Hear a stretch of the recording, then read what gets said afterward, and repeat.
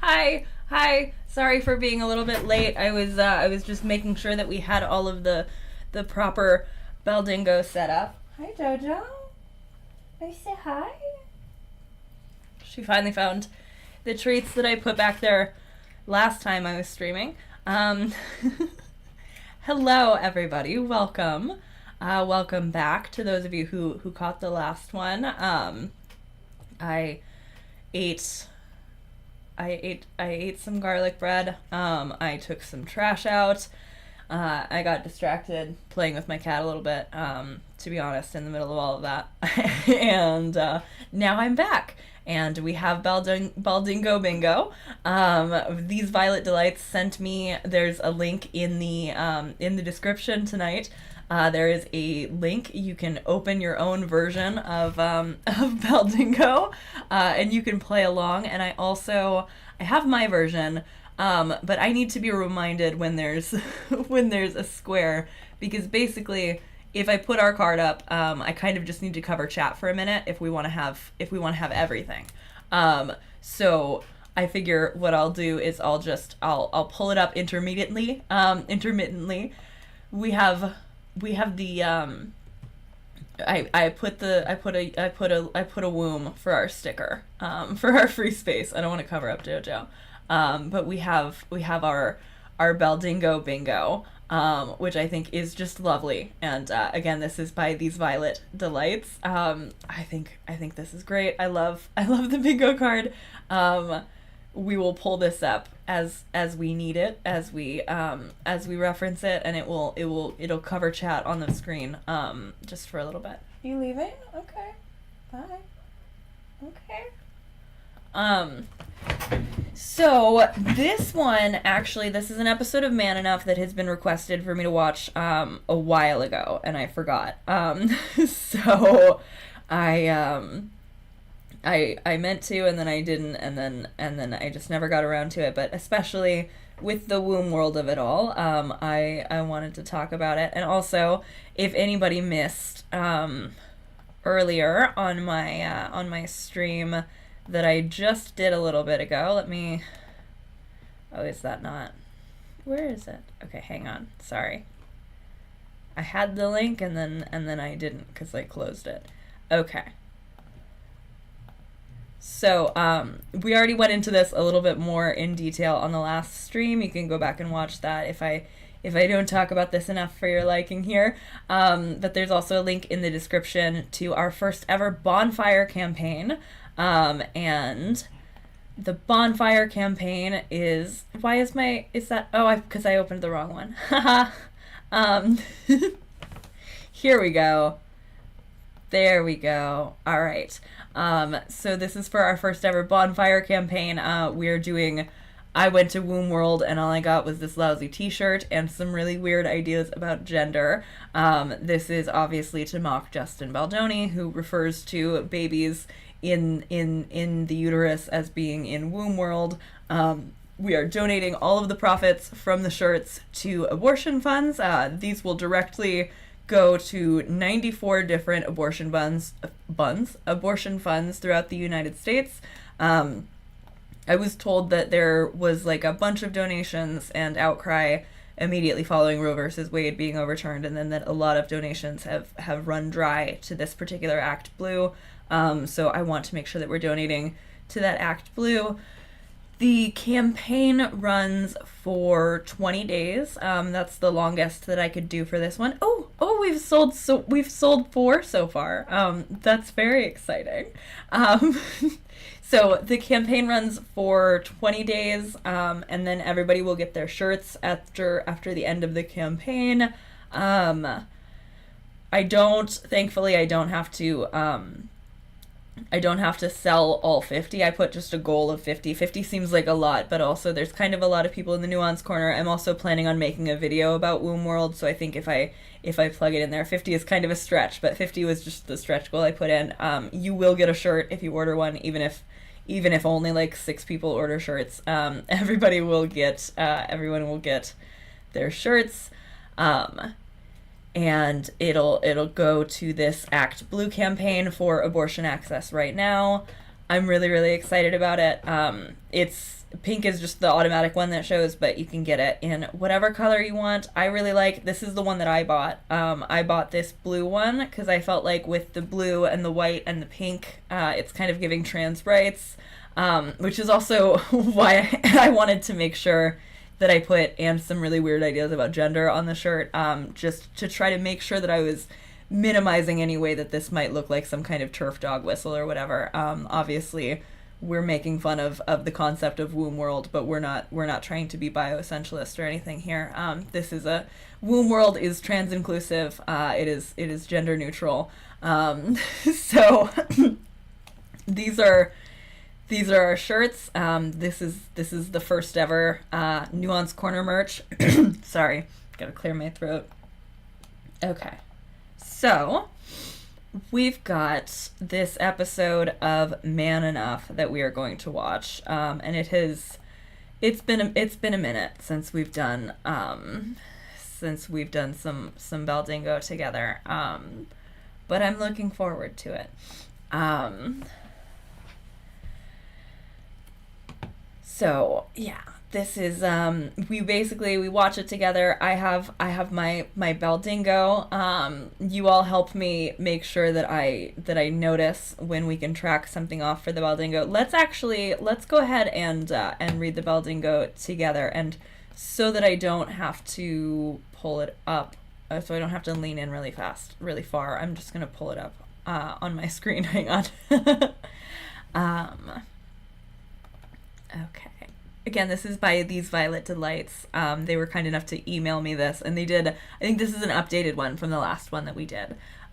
So let me, I'll make this bigger on the screen so that we can all read it, in case anybody else is blind like me, and we'll go through it bit by bit. So we have Meow Meow Stream, Baldingo Bingo, and these amazing these amazing dancing, crying, wet meow meows.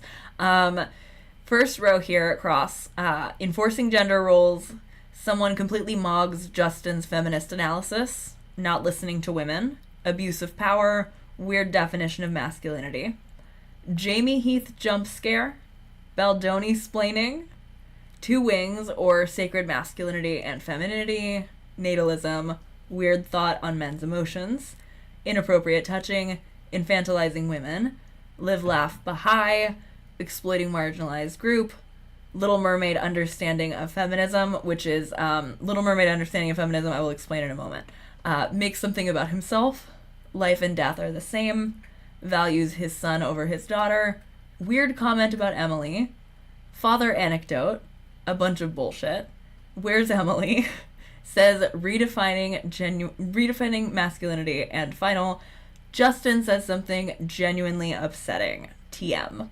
And then of course our free space is Womb World. I love this bingo card. I think it's so funny. I think it's very fun to play bingo. It makes these very fun to do. So the Little Mermaid understanding of feminism, it's the joke that I make, where I say that Justin Baldoni has an understanding of feminism where he thinks that the world that women live in is completely different than it is. And the reference for that is, of course, in The Little Mermaid, when a naive 16-year-old girl, who it makes sense for her to be naive because it's the plot, is singing, and she says, bet you on land, they understand that they don't reprimand their daughters. And that you hear that as a woman or a girl, and you're like, girl, what? They do not understand that. They don't understand that on land at all. So Justin Baldoni's Little Mermaid understanding of feminism is when he makes comments about how things are so much easier for women, in a way that just completely betrays not having any understanding of what things actually are like. Yeah. Also, I think we're gonna watch this on. I think we're gonna watch this on like 1 point. Let's try 1.2. Let's see if that's too fast.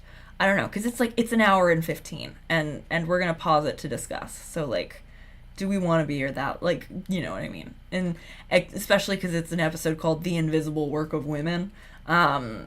and I've heard that it's weird. Also, I'm going to turn off my overhead. Okay.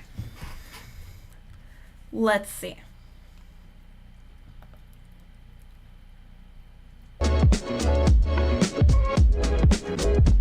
Oh, you can't even see it? What? No, hang on. Sorry. Hello and welcome to Man Enough. Sorry. Hang on. Okay. Nope, not that one. What? How did I do that? I cropped it like completely out of existence. I must have accidentally done that when I was trying to show off the Baldingo. Okay. Oh, we got Jamie Heath right away.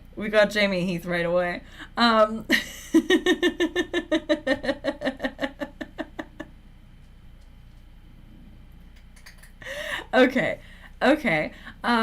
So let's go ahead. We can, I guess I should have predicted that we would have had our Jamie Heath jump scare, cause he is the co-host.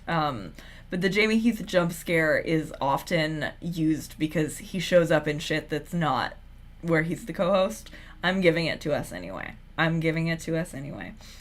Jamie Heath jump scare right away. We're on the board. Okay. All right. Can I just name this? Apparently not. Okay, I'll look. Wait, I can? Rename. I can! This is so exciting. This means nothing to anybody, but I have multiple tabs open that say window capture, and now I can have one that says Baldingo, and then when I toggle it, it's just a button that says Baldingo. Beautiful. Oh my god. OBS, I am kissing you on the mouth. Okay, hang on. Let me rename this one to YouTube. Let me know. I think the volume might be really loud because I think no matter what I do, you're going to be picking it up both from the microphone and from the desktop. So I'm turning it down from desktop audio, but if it's weird, let me know. If it's laggy, let me know. Let's just let's see, I guess. In Baldoni. I'm Jamie Heath. And we're hanging out, and every episode we're talking about what it means or doesn't mean to be a man. About masculinity. I wrote a book called Man Enough. You can check it out if you want. Undefining my masculinity, the need to... Okay, so we have undefining, redefining masculinity already, right at the beginning. Okay, cool. That was really quick. How's the sound? It's good. Perfect. Okay.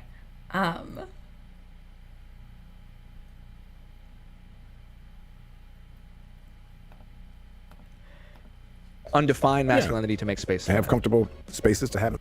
Yeah, we should add Man Enough book plug, but also that might just be built into the podcast. Yeah, he does even plug it in the lawsuit. That's so funny. He really does, constantly. I bet he has sold so many copies of his book based on harassing Blake Lively, actually. That's fucked to think about, but it probably is very useful to him to promote it so much in his live stream. I mean, in his lawsuit. Conversations with amazing people, and having some uncomfortable conversations. Yeah. Having some wonderful and inspiring conversations. And we have a very special guest on the show today. First of all, it's a very special day because it's your son's birthday. It is my son's birthday. 5th birthday. Breakwell is 5 today. Breakwell? Breakwell sounds like a brand name. Breakwell sounds like a band name for sure.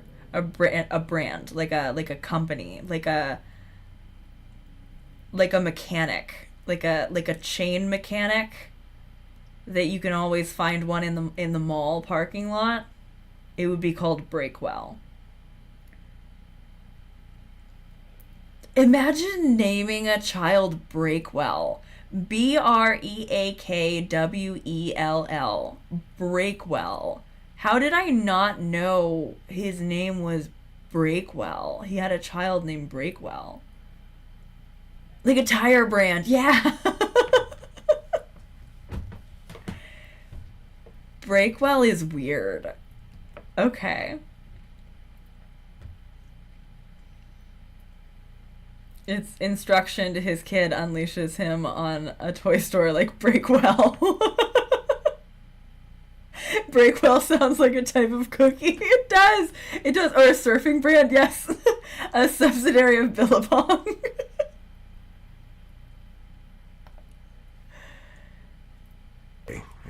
And it's also your wife's birthday. And in fact, when you say that, it is my son's birthday, but ultimately that means it's my wife's birthday. The day she gave birth. The day she gave birth, and she's the one who has had to enjoy and endure and experience all of it.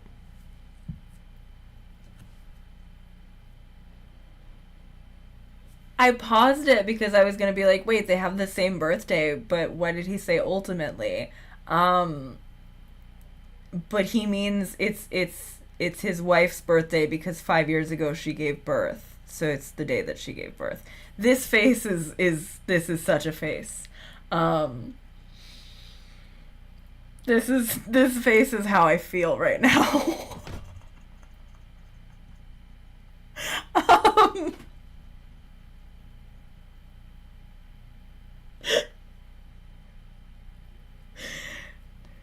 Your son being born does not mean it's your wife's birthday. Come on, that's weird. Yeah, it's so weird. It's so weird. To be fair, it's the son's actual birthday, so the son being mentioned makes sense. But this is weird.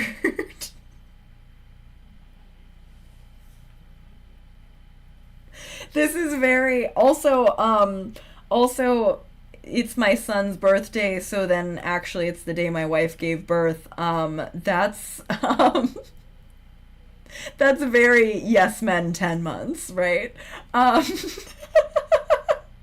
need a screenshot of this Jamie Heath face. I just took a screenshot of this screenshot. They are not beating the birth obsessed weirdo allegations. Right. Okay. I want us to remember for a moment. This is the guy who made Jenny Slate so uncomfortable that she complained, and I don't disagree. I don't think it's the wife's birthday. I think the wife is born on another day. Because he said ultimately it's my wife's birthday. He didn't say it's also my wife's birthday. He said it's my son's birthday, which means ultimately it's my wife's birthday. So it's not the wife probably has a birthday in a completely different month. If it was both of their birthdays, is it both of their birthdays, or because I'm so confused by ultimately. We're going back. I'm sorry. We got so distracted by Breakwell. We are less than 2 minutes in. But I think they're saying if you're a mom, your child's birthday is your birthday. All of them, yeah. And we have a very special guest on the show today. First of all, it's a very special day because it's your son's birthday. It is my son's Breakwell's birthday. 5th birthday. Breakwell is 5 today. And it's also your wife's birthday. And in fact, when you say that, it is my son's birthday, but ultimately that means it's my wife's birthday. The day she gave birth. The day she gave birth, and she's the one who has had to enjoy and endure and experience all of it. And that's really what this episode's going to be about. My wife shows us. Yeah, so the son doesn't get to have a birthday because it's actually the mom's birthday. And also I bet the mom has her own birthday. And a birthday for her other children. That's wild. Penn Bagley's wife is a doula. I knew that for a really silly reason. So I do this really stupid thing. I love to just take screenshots of things on my phone. So I have like Facebook albums of screenshots that I took.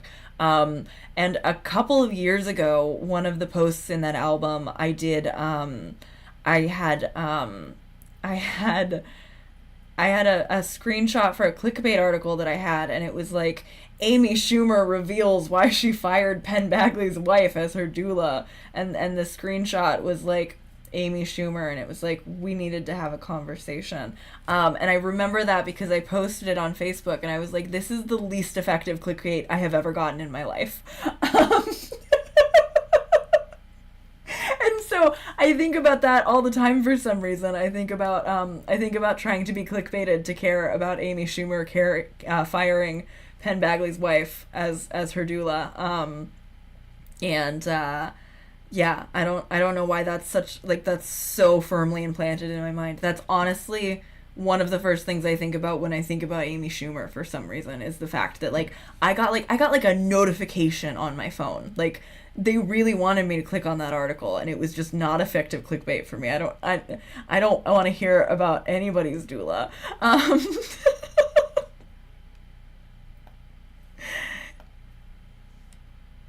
Okay, where's YouTube? Where did it go? Why is it dark? Okay, here we go. It was dark because I minimized it. All right, we're good. We're gonna keep going. A celebrity fired someone groundbreaking. Right, a celebrity, and also just like a pregnant person. Like you can fire whoever, especially if they're in a weirdo cult. I don't know if I don't know, maybe I'm gonna have to read that article. Holy shit. Maybe that's why I remember it. I doubt that Amy Schumer said outright that it's because she's a weirdo, but I wonder if Penn Badgley's wife got fired because she was doing weirdo natalist Baha'i shit, and Amy Schumer was like, I want to have a secular doula. Maybe I need to look up that interview after all. But like, I would never let a Baha'i near my womb. It's my womb world, and I make the rules. Exactly.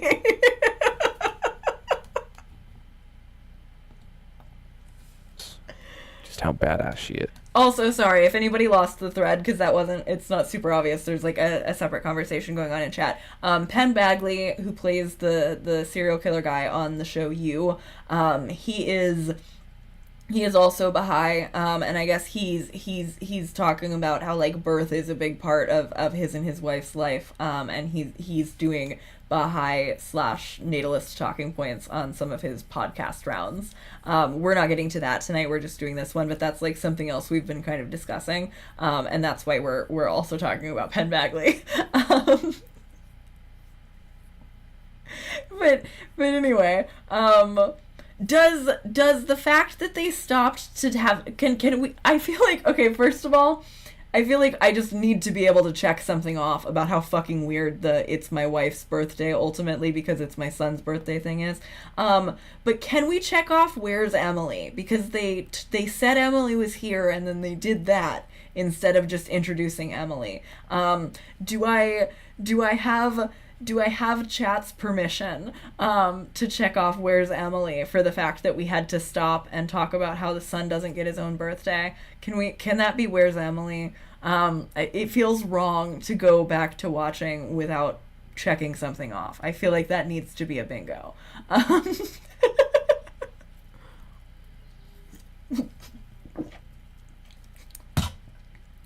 You're 35 hours in and your doula leans in and goes, this is exactly what you're going to experience when you're dying.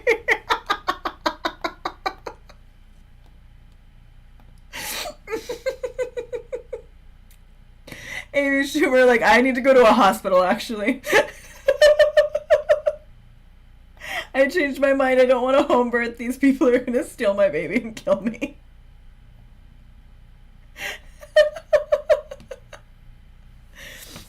Is there anything else here? I don't think yet. There's not values son over wife. There's values son over daughter. So we don't have that one.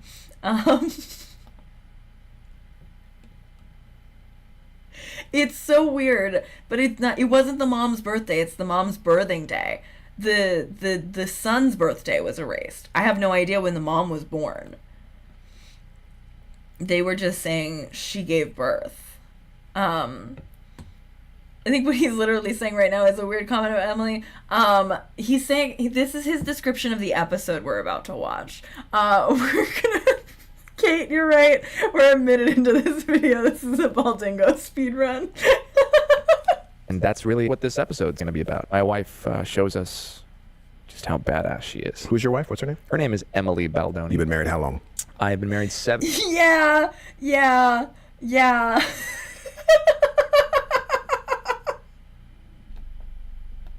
I don't know. I guess I need to see the episode to have a real to really say that that's like a weird comment about Emily. Maybe Emily is going to show us how badass she is. I don't know how she is. But yeah. We'll see. We'll see if we learn how badass Emily is.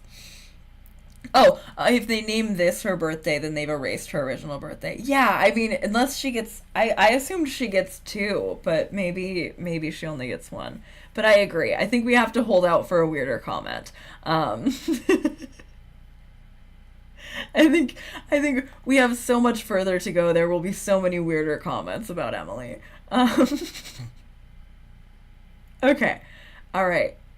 I hate that they have yellow in their background. It does go really well with our look here, but that's my color, Justin. Get away. 7.5 years. This year will be 8. And tell me, what's the best thing about being married to Emily? Growth. She helps me and forces me to, and reflects me. Just tremendous growth. What's the hardest thing about being married to Emily? Growth. Same thing.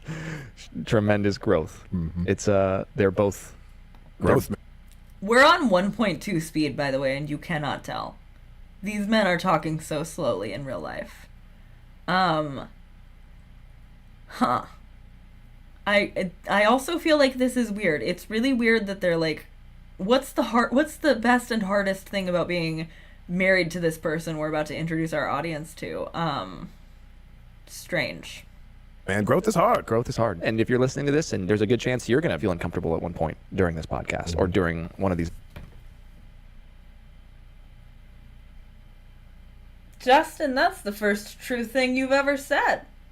There is a good chance I'm going to feel uncomfortable. I already do.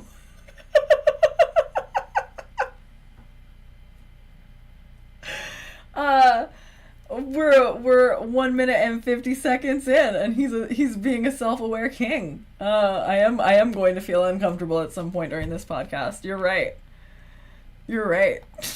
Episodes, and that's what this is all about. We don't want to have a simple, easy discussion. There is no right way to do this. There are some wrong ways, but that's right. There are definitely some but wrong at the ways. end of the day, this podcast and this show is about. What can you say a little bit more about anything ever when you throw something out?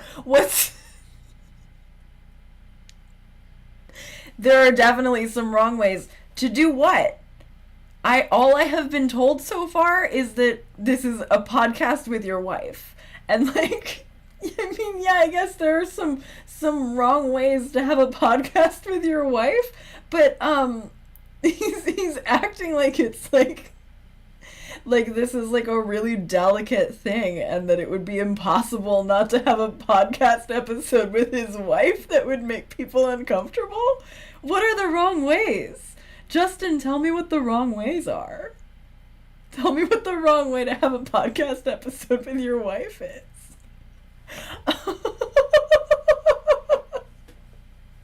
I also, like, if the wife is such a big part of his growth and everything, it's just interesting to me that he wouldn't want to have his wife here.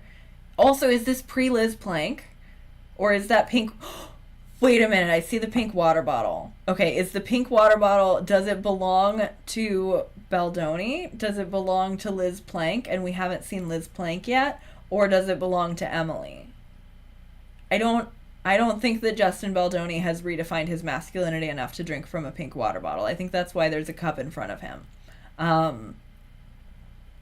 I think the pink water bottle is definitely for a girl, but I can't tell if it's for Emily or if Liz Plank is here. I'm not sure at what point Liz Plank joined the show. opening the door and having confrontations. It's an invitation for you, our listener, to go on a journey with us, to take the journey from your head to your heart, to maybe hear some stuff, some shit that doesn't feel good, and to look at it, to not run away, to hopefully not turn it off or switch to a comedy podcast, and to just listen.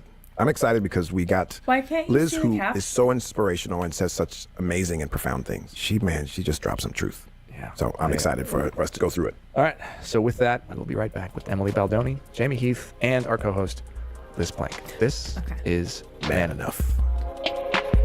Okay, Liz Plank is here. We just can't see her yet. So that was almost definitely her water bottle. Why not put her in the shot, man? Man Enough?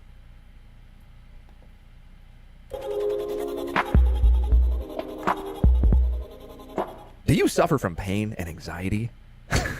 I'm raising both my hands and my legs all up in the air. Have you ever seen those? We're not watching an ad for these people. He's been taking CBD. Okay. I mean, me too, but... And welcome back to the Man Enough podcast. I'm Justin Baldoni, here with... Jamie Heath. And the... I don't take it for like a sponsor or whatever. I just smoke. I don't understand why Liz wasn't in the intro. Maybe they filmed that when she was like in the bathroom or something. But I don't understand. Amazing. Liz Plank. And, do that again. Liz Plank. It's kind of like Jason Derulo back in the day. Like, Jason Derulo. Yeah, that's how I intro. That's going to be your thing now. Yeah, Liz we should Plank. have a whole musical Actually, Jamie's intro. the real singer. Can you do that? Absolutely not. Please. Okay. Liz Plank. That's much better. You're doing it from now. That was not much better. And we Your new have job. a very special guest today. The love of my life. Emily Baldoni. Emily Baldoni. By the way, Emily sounds like the old Disney movies, you know, Like a Disney when princess. like the birds start The flying. animals get attracted to Yeah. it. No, Kate, you're right. Kate says, am I bitch eating cracker? Is this, or is that table just so obnoxiously huge? It's really big. It's really big.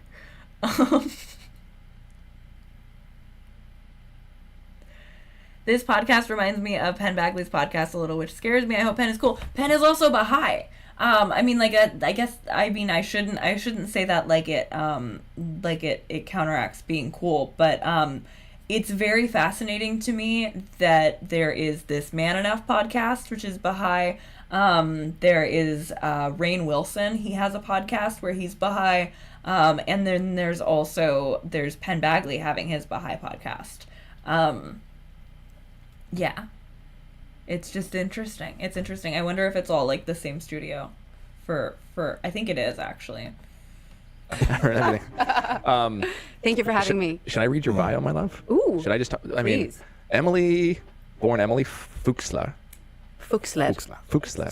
Say it how you say it. Fuchsler. F-U-X in English. It sounded like he hesitated on it, but I'm gonna say that that's because it's not in English last name. I'm gonna give him that benefit of the doubt. But I was like, why did you hesitate on your wife's maiden name? This is an enormous table. This is huge. Why does it need to be this big?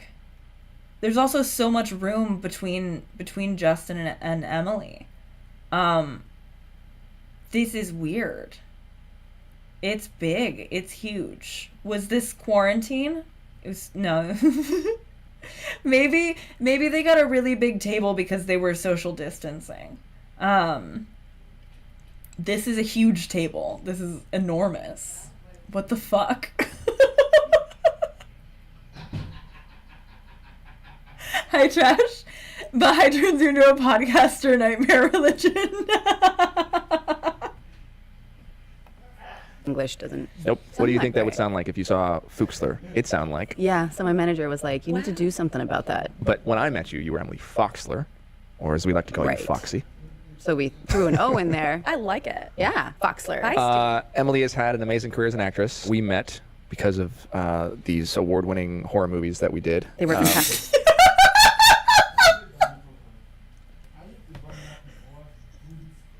Even if he's being sarcastic and they weren't actually award winning, that was fucking stupid.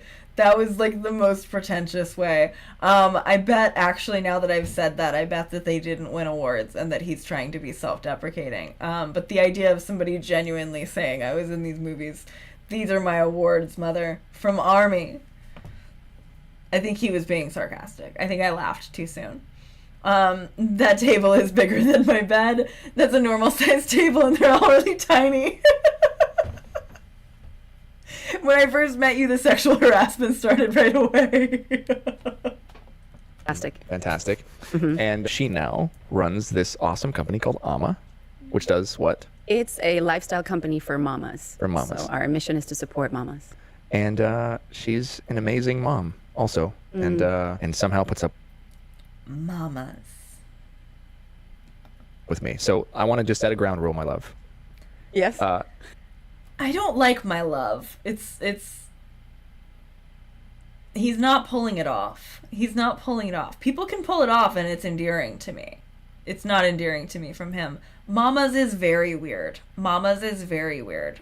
Mothers, fine. Parents, very normal.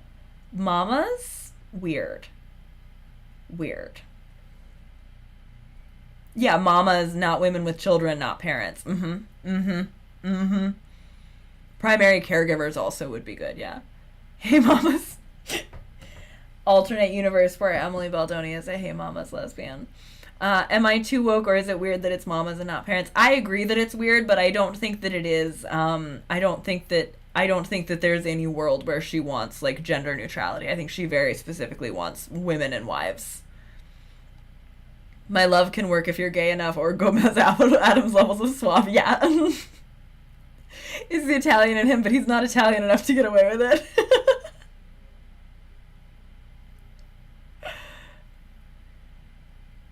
Yeah, I think I've heard my love and it hasn't sounded weird. I can't put my finger on it. I think he's putting it on. Yeah. I think so too. I think he thinks that it sounds nice for him to say my love, so he started saying it, but it's not like it. He's not pulling it off.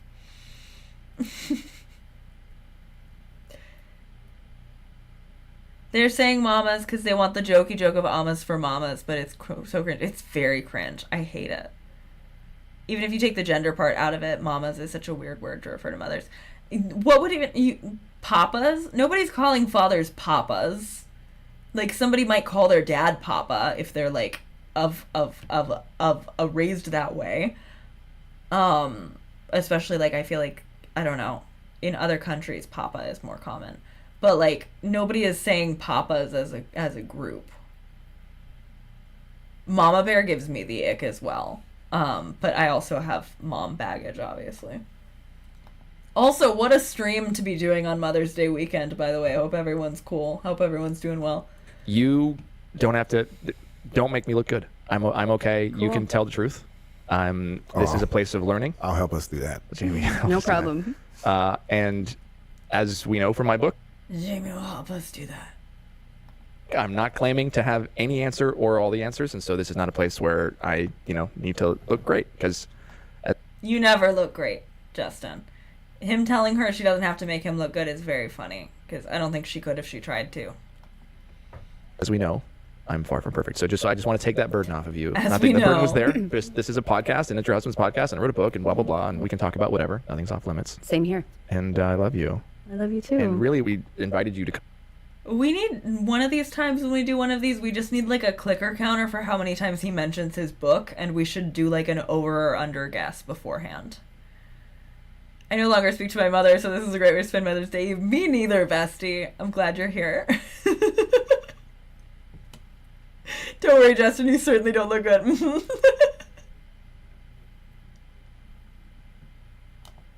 Come on today, because in the book I write about being loved enough and sexy enough, and you've been an integral part of that for me. And so we have our two wonderful co-hosts here, who I'm sure have a lot of questions. Liz Plank. Okay, but starting off, my love, I'm gonna ask one question. Yeah. When was the last time you didn't feel enough? I mean, this morning. I feel that often. My God, all the time. I feel like I'm not enough. That's one of my big things. I'm really good at self-doubt, which then means that I feel like I'm not enough. I have micro moments of that all the time. We're two peas in a pod. We're fantastic together. After reading Justin's book, I mean, the loved chapter was definitely my favorite chapter. Yeah, I think you said that was your favorite. Yeah, and I was like, like the More Cowbell sketch with Will Ferrell. He's like, more cowbell. I was like, more Emily. Like, Emily, aside from Justin, is my favorite character. and Jamie in the book. No, now that no, Emily's your favorite character. Emily, it's fine. It's fine. I guess one of my favorite things about you is just how you seem really comfortable, and maybe you're not, but you seem very comfortable challenging Justin. And from like the very beginning, even before it seems like you were in a relationship. So in the book, you know, Justin talks about certain acts of chivalry that he would do and these grand gestures, and you would be like, hey, I know that came from a good place, but that was about you, that wasn't about me. And I think I want... That sounds like the proposal. That sounds exactly like the proposal. That sounds like the proposal. I wonder if he knows that the proposal was about him then. Because Man Enough was after he proposed to her. I want to know more about that. I want to know what that's about for people who may not have read the book yet. Yeah. Can you talk about when that happened, what happened, and how you handled it? Yeah, it was it was clear from the very beginning that we are two very, very different people. And I'm from Sweden, so just that alone makes us very different. Oh, I left that out of your bio. You're from That's Uppsala, all right. Sweden. It's just a tiny Uppsala, detail. Sweden, where they invented Celsius. That's right. That's right. And Swedes in general, when we show love, it doesn't need to be big. Yeah. It doesn't need to be a big, massive thing. And just coming to the States as a 20-year-old, I just realized that everything here is just bigger. Yeah. So I think that I don't even know if that's a Swedish thing, dude. I think you're married to a cult member who love bombed you. Like, I mean, that's really strong language, but I mean, you know, there's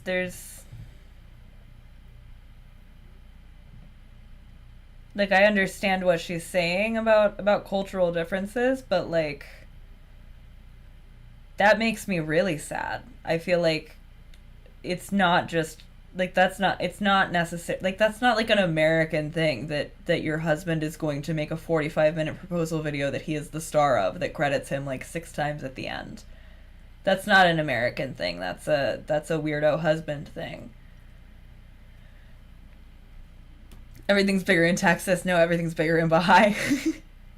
My wife's take, Justin pushes Emily in front of him as a deflection trophy wife, that his kink is putting his wife in front of him, like, look at my beautiful wife, not me. Yeah, his love bombing that we've seen is about him, not her.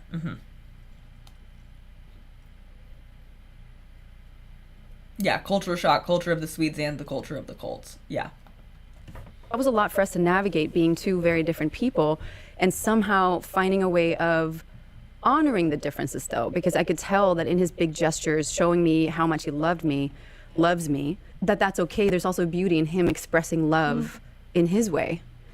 But I think we were very young, and we also had to learn, how do you give love to somebody the way that they want to be loved? So what were some of those grand gestures? Can you just give us some examples of things that, or one specific example? You talk about one in the book. Yeah, I mean, the proposal is the big one. But he was also big on love in general. Like, he wanted to be close. Okay, so yeah, he does apparently know that that proposal was about him and not about her. Huh. Also, that loved is sad. I hope that was just an accident. He wanted to show people that we were at parties together, and he wanted to show the world how much he loved me, and he wanted to show me how much he loved me. And there were gifts left on my car, little notes or a little stuffed frog. Which goes back to, like, the one I read about in the book was the one... Oh, the poem. The spoken word. Oh, Lord. Tell us about the poem. Tell us about the spoken word poem. So let me tell you. So this was the issue. It could have been really cute. Nothing wrong with what you did. But we were on 2 different pages when we were dating. So I was over here. He was over here. I needed something over here. He needed different things. And we were super awkward together. The polarity was off. I wasn't 100% sure. He was 1,000% sure that we were supposed to be together. We were trying to navigate these different energies that we were feeling, and I was very into him. I was attracted to him, but I was still struggling. He was so on. I felt like I couldn't breathe. I just needed space. And the more that Oh, I really hate this. Girl, you should have run away. You should have run away. You should have trusted your gut. I pushed away, the harder he tried, because he was like, no, this is right. And I was also giving, I mean, and we'll get into this, I was also not easy. I was giving him a lot of attitude.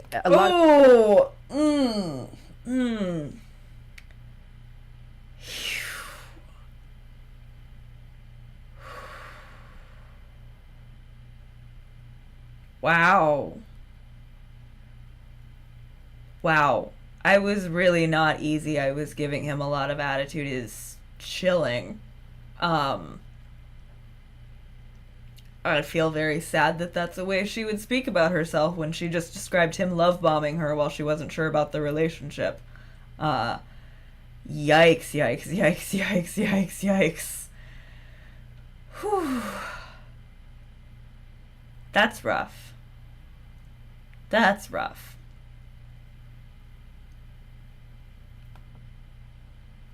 The things that I did wasn't fair. But there was that one night when he had written this beautiful spoken word piece in front of an audience of our friends, and he got up in front of everyone with nervous. Hi, little Shaba Valley. Yeah, making herself sound like a petulant child. Like, that is so degrading to herself. It feels like a sentiment he might have hinted at. I agree. I think that sounds like something that she's been, like, asked to apologize for before, is the way that sounded. How about the fact that it wasn't fair that he didn't, like, let you set the pace for the relationship? That's not fair. Yeah, as opposed to saying we would disagree or fight a lot at first. Yeah, this is really creepy and gross.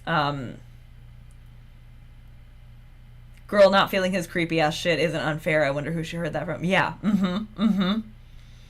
Grand gestures in front of witnesses. Fuck you, Justin. I hate him so much. I hate him. Fuck. God, wouldn't it be iconic if she got a divorce? Imagine she gets a divorce and she takes like a Nicole Kidman style picture in front of the courthouse. I might have to stan. She's probably going to say a bunch of shit in this video that will complicate the fact that I just said I might have to stan if she divorces her husband. But like, if she divorces her husband and she donates to an abortion fund, I will stan. Awkward, and he did it anyway, and it was incredibly sweet. It was a beautiful piece. You're really good at that stuff. The issue was, like the other girls, women, in the audience, they just swooned. They were just like, oh my God, I so wish I could have a man who did that for me, who created a spoken word piece and, told everybody, doing it in front of everybody. And I was just dying inside because I was like, dude, you don't get me. We need to, True story. We need to figure some things out because the issue with that is, in that moment, I felt that he wasn't sensitive to where I was at. Yeah. So had he just checked in with me, he would have known that I wasn't quite there. But now I wasn't quite there in front of all of these people. People that we love. When he was done, everyone turned around to me and they were like, yeah, right. You happy? Oh, he sounded a little bit bitter about that. That was weird. That was a weird tone on that. People who we love, people who we're close with. Sounds like she was in a little trouble for that with him. Known that I wasn't quite there. But now I wasn't quite there in front of all of these people. People that we love. When he was done, everyone turned around to me and they were like, yeah, right. You happy? How are you feeling? That was amazing. Right. And I'm not there. So now I have to perform because I wasn't mature enough to just be like, well, to show up how I really felt. And I am clueless. And he truly was clueless. I'm clueless. And he is expecting a certain reaction from me. And now I have to fake it. And that gets really sticky and icky. And so we had a lot. You don't have to fake it. You don't. You didn't have to fake it. You did not ever have to fake it. That didn't have to get sticky and icky. You should have broken up with him, girl. Fuck. This is gross. This is so gross.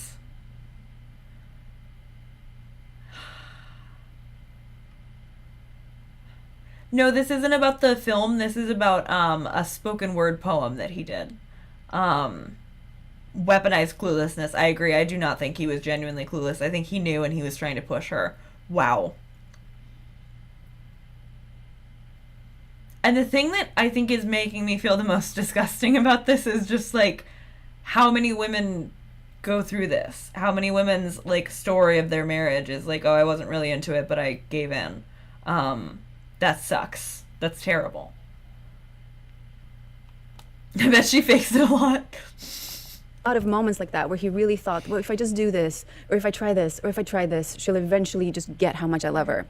And this relates to masculinity in the sense of Esther Perel, who's a famous sex therapist. Love her. Amazing, right? She talks about chivalry in the sense of very often we tell men it's like, look at me, instead of, hey, look at you, right? Like it's and that's sort of the code, right? That's what you were taught, that's what you did. And Yeah, you're the like, white knight. yeah, and you're like, aren't you happy? And then you're like, I'm not happy, but then I have to perform, right? Like, so we're all performing these gender roles, really, right? And so, what does chivalry look like? How would that have been done better for men who are listening and who are like, I'm in love with someone, I want to show her, or this applies to anyone, right? Any relationship. Any relationship. I want to show them how much I care. Like, what does chivalry look like in 2021 if we're all sort of freeing ourselves from these expectations of masculinity and femininity and gender? That's a great question.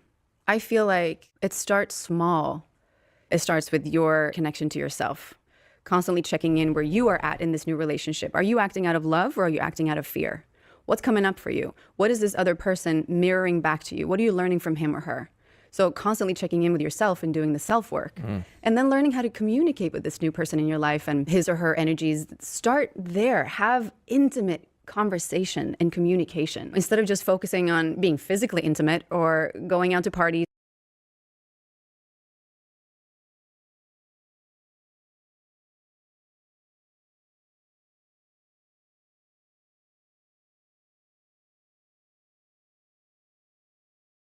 Or whatever it is, make sure that you have moments for true intimacy, which is communication. Get to know this person. And if we had that time to really get to know each other, which we got really, really great at later, but to have these conversations, then you will know how this person wants to be loved. And then that's how you will express your love. And there will also be space. If you're really into grand gestures, of course you can do one or two of those. But if the communication has been had, then those will be appreciated because this person will see and adore the way that you love as well. There will be space for everything, if that makes sense. And chivalry it's interesting. You bring up chivalry. Chivalry. I was muted, but I was just saying I wish that we had stopped to define chivalry because I don't understand what the fuck we're talking about. Like, what do you mean? How do we keep chivalry in a gender neutral way? What do you mean? Do you mean respect for your partner? Do you mean paternalism? Do you mean abstinence? What does that mean? I don't understand. I literally don't understand the conversation that is being had right now. A really tricky thing, I think, today. Because, in my research, there are still a lot of men and women who feel like, I'm not going to speak on behalf of women, but just from hearing women, who want men to open the door for them and things like that. And then I've also talked to a lot of women who are like, no, I can open my own fucking door. And from some of the conversations I've had with men that are dating right now, I think there are a lot of men who are confused about what does chivalry actually look like? What should, as a man, what should I do? Should I open the door? Should I offer to pay? Is that... Okay, so if we're saying this, why did we stop and say, oh, this applies to every relationship? It clearly doesn't if you're talking about men and women. They wanted just a second to be gender neutral. This applies to any relationship. And then now they're very clearly talking about what they think is the only real kind of relationship.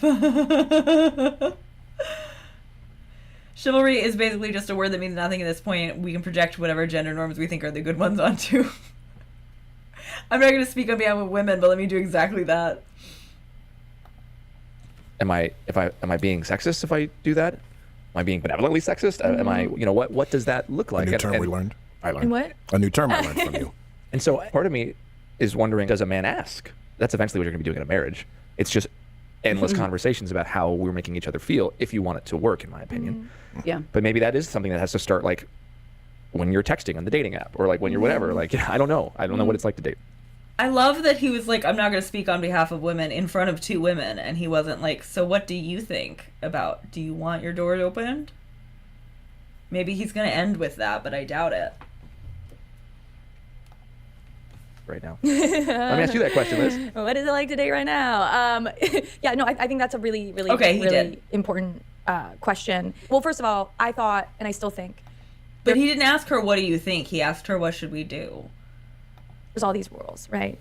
And when it comes to dating, I often have felt that men get all these very specific rules about the transactional aspects of dating, but not the emotional aspects of dating. So I'm supposed to pay.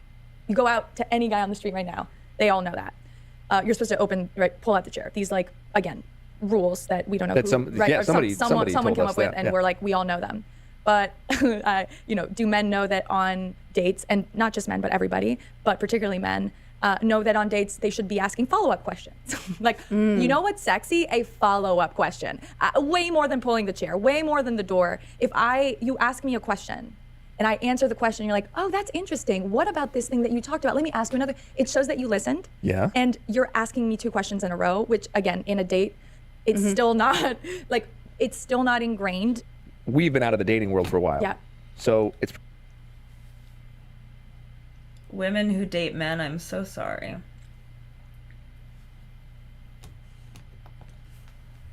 Is it normal that on a date you don't get asked questions or follow-up questions? So what the hell do you talk about? You end up, I joke with this is not an indictment on all men, but I've been on a lot of dates, okay? I dated a lot of guys, and I Trash, you are correct. Guys only like holding open doors because they can stand in the way and force women to have to physically touch them to get through the door. We all see what they're doing, right? It's true. Yep.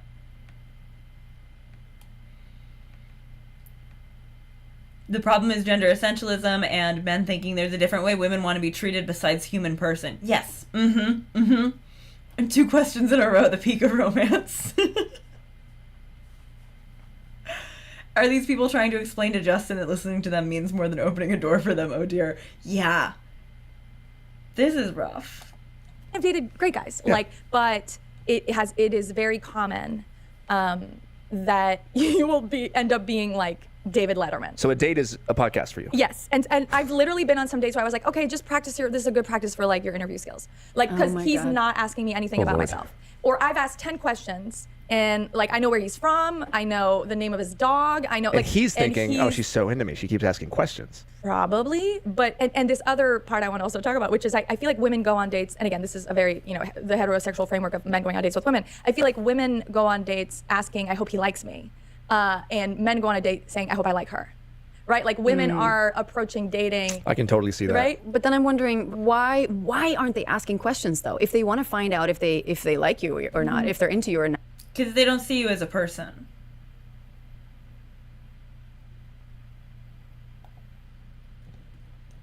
Then how are they finding that out if they're not asking the questions? Very good question. And again, I think I need to know. I need to broaden my friendship circle. I think because I believe that 100%. Yeah. And yet, but not the guys we know. But think of all the men that I'm around. I think Liz is the only person so far who has been remembering gay people exist.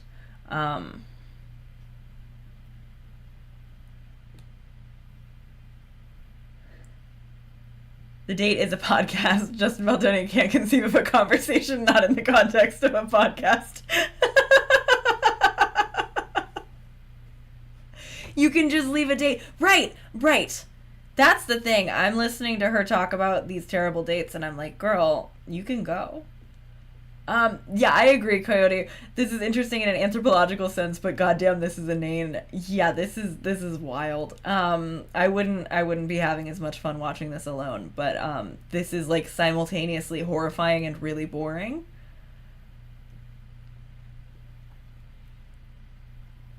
That feels like the opposite of how it works, actually. Women go on dates thinking, I hope he doesn't hurt me, and send their location data to 3 friends. Yeah, she forgot that women are often scared, but they can't admit that men are sometimes dangerous, unless they're saying the really, really bad ones that they are not. I can't imagine any of them being that person. So it's interesting also, maybe just a circle of people, where we're meeting certain people. So giving a speech at a funeral is basically like a sad podcast. We meet a lot of these men at the club, that are that particular type of person. You go to clubs, Liz? Oh, yeah. Or is it people from I don't feel like... are you meeting trying to people? picture Liz playing the club. So obviously the type of people that we meet, if they're random people, I can't speak to that, but... Is it dating apps? No, I just think generally, though, women do I mean, just communication in general. If you think about this is outside the dating world, right? Like there's a way that women communicate in a way that is very focused on the listener, right? Women do a lot of what Emily just did. Show it. That means I heard you. I'm listening. I understand. She did that for me, right? And women use a lot of exclamation points. Women use a lot of, did that make sense? Is that, those fillers, which we associate with like a lack of confidence or over enthusiasm or undercutting your authority, are actually like care for your listener. Yeah. And so that's the way women are, I think, overtly focused on the other person when they're having a conversation. And I think men can be overtly focused on themselves. And I think this is where this. We have a bioessentialism square, right? Because this is like so weird, like gendered. I mean, let's see. We definitely have some stuff we can get, right? I think should we still say weird comment about Emily? Do we have anything? We have I think that chivalry thing, I feel like I want to put it on not listening to women, but I don't know. I don't know where we're feeling on the Baldingo. Are we missing any? I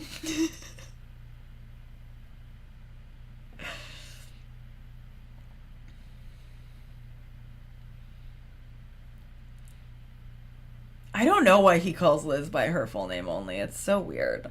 That's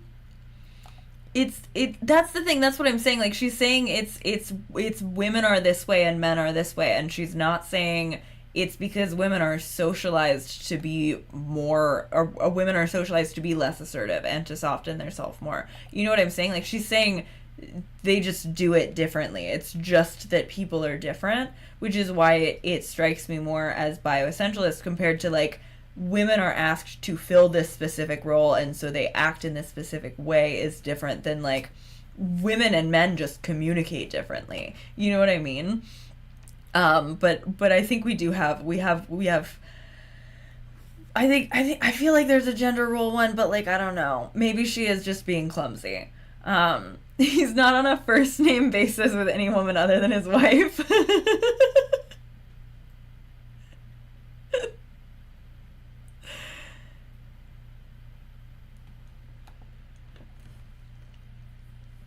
Like, conversation is so beautiful because it's like, let's all, it's not about men being more like women or women being more like men. It's about everyone just being free to be who they are. I have to ask you a question. Where I get confused, because I learned this new wonderful term called benevolent sexism. One of the ways is I will say... What? The first man in the history of the planet to call benevolent sexism a wonderful term. Weird. Something like, women are so much better at communicating, in my experience. And when I say that, I'm told, well, that's not necessarily true. I know men that do such and such, such and such. That's a compliment, but it's one way. But then I just heard you say, express to me all the... Okay, so Little Shop of Alley had this in her amazing video about Blake Lively and the cult of the perfect victim. And I knew that this was coming, and this is so weird and gross. A wonderful term, though. It's a wonderful term that he recently learned. Reasons that support my observation that women do those things. But yet you're still not allowed to say it. No, it's not even about saying it. I'm just like, yeah. So I'm just curious about how that looks, because I do think women are better, in my experience, at doing many things like communication. Therefore, I think the world should be run by women, and women are better. I just think that. I think that because of what you just said. Women are better at communicating because we have to be better at communicating, right? I agree. We have to read a man's body language. We 100. Have to know what's his intention. But regardless of the reason why, at the end. No, but what is the reason why? What is the reason why? Is it because men are dangerous?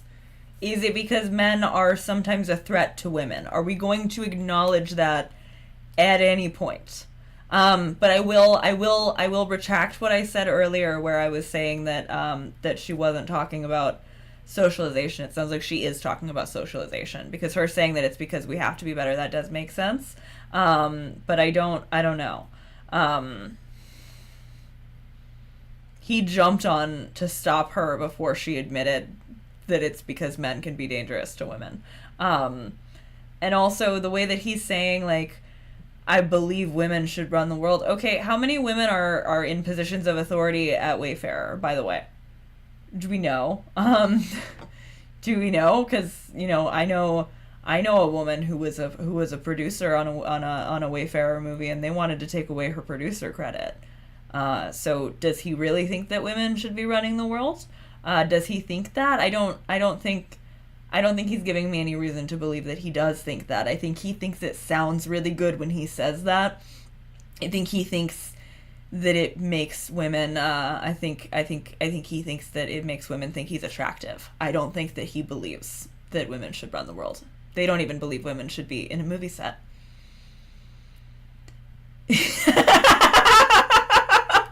He's literally doing benevolent sexism as he speaks. Cass, there's this thing called benevolent sexism. Let me try it out on you real quick. This wonderful new thing.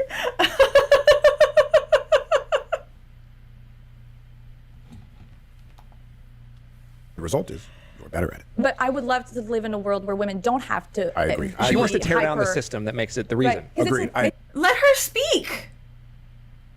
Let her speak. Let her speak. And it's a nurture nature, right? So from what you, when you say women are just better, that feels like women are just born, women are just a superior gender. Oh, I don't mean And, that. Well, Oh, we know you don't mean that, Jamie. We know you don't mean that. Oh, he said that quick. He said that fast. Oh, don't let anybody worry. Don't let anybody worry that I think women are better than men. I don't mean that. I don't mean that. I don't mean that. God forbid. Let's hear that again.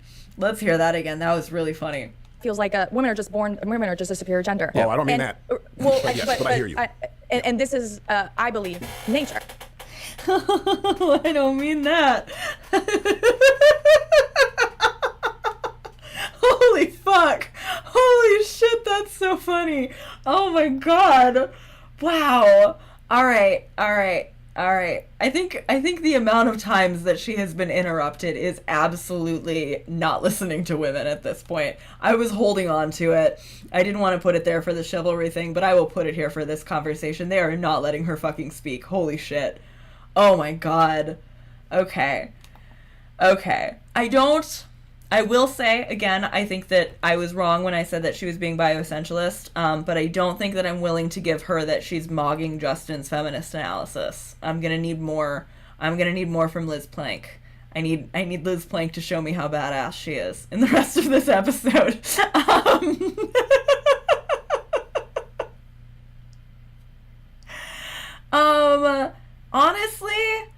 Honestly, I think a bunch of bullshit already happened. I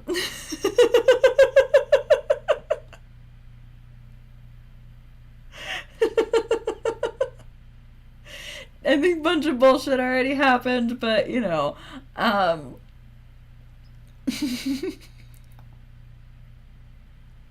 Kate, you're right. We have gotten to make something about himself, I think, yeah.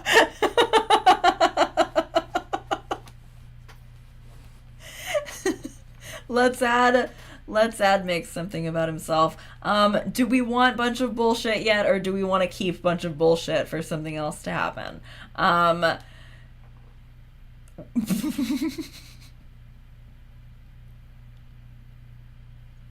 He left skid marks on the wall. He was backing out so fast. Yeah, no, literally, I can't believe Liz was on this podcast for so long. I would love to hear more from Liz. Bunch of bullshit really might as well be the free space. You're right, Kate.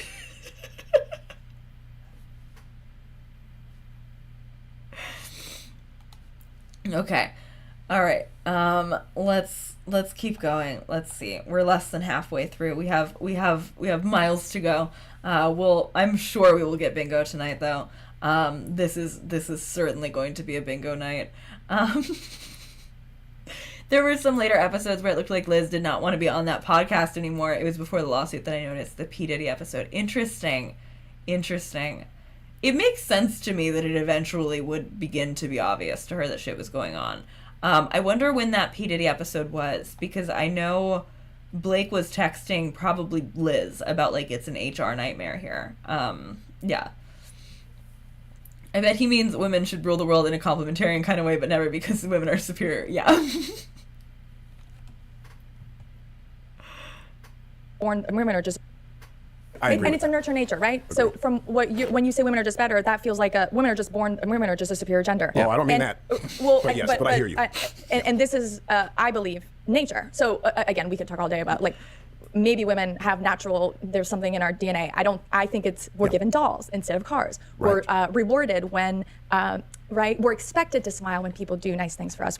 Okay, I'm giving it to her. Honestly, I'm willing to give her mogging Justin's feminist analysis at this point, to be honest. I think this is probably some of the best feminist analysis we're going to get on this episode. Let's let her continue. People look to our reactions, and Right. we get rewarded for that. So and again, the world is just a dangerous place for a girl. I mean, It is from the 100%. moment, right? Like, Agreed. and so you are trained to have to. Because of what? Because of who? Because of what factors and what risks and who does those? Can you tell me that as a feminist who loves men? If your whole brand is that you love men and you never make them feel bad, can you tell me that? I would love to give you the Mog bingo, but I know you're not going to give me that. Be a good communicator and know what the other person is thinking or doing. So Agreed. So that's the difference. You are listening to the Man Enough podcast. We will be right back.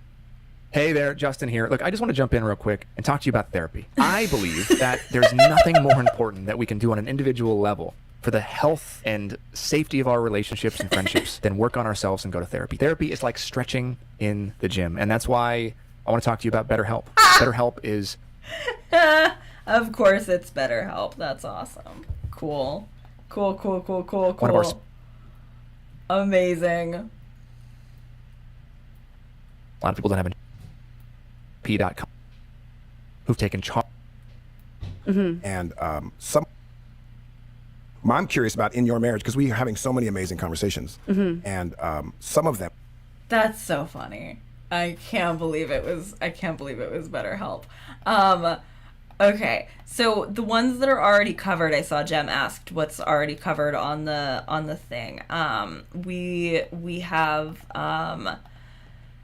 We have Jamie Heath jump scare was first. Not listening to women is covered.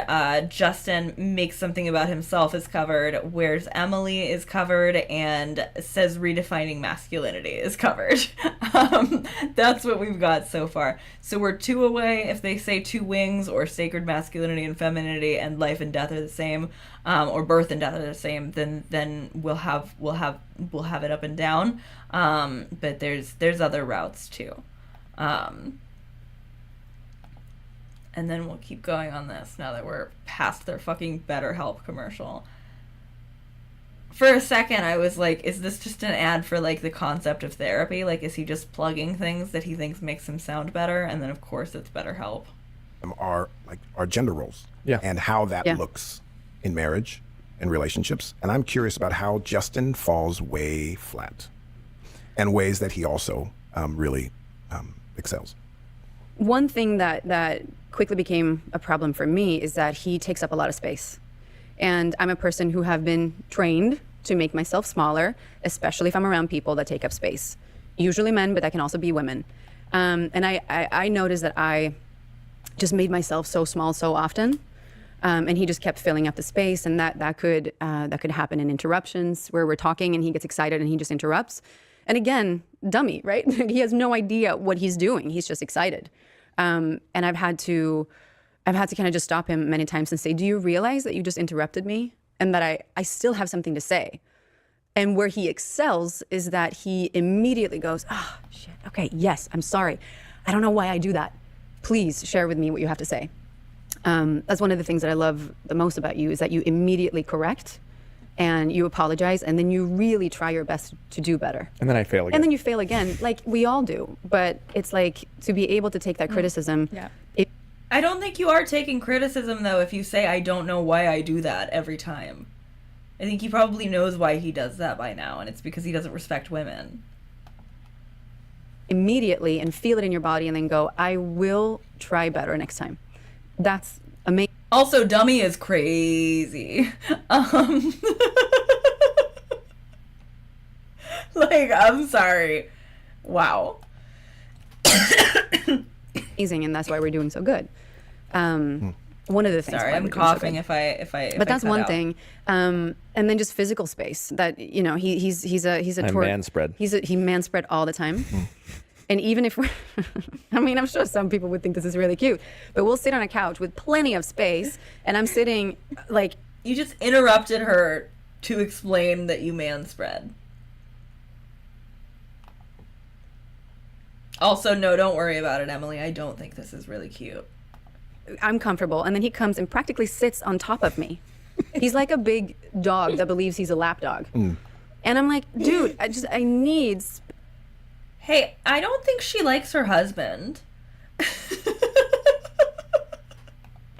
space. You don't have to lean on me. So there's just this overall thing of just complete taking unawareness up of my body. space, where I've then had to learn to grow a little bit bigger and just go, I need my bubble right now. You can be all over me later, but right now I need my bubble, and you need to let me finish my thought. And another big thing for us. This is so sad. Emily, please leave. Emily, leave your husband's challenge. She looks like she's about to pull an Amy Dunn. Literally. Oh my god. She does seem like she kind of hates him. This is wild. Girl, get a divorce. Get a divorce. Do you think when he learned the word manspreading, he also thought it was a wonderful new term?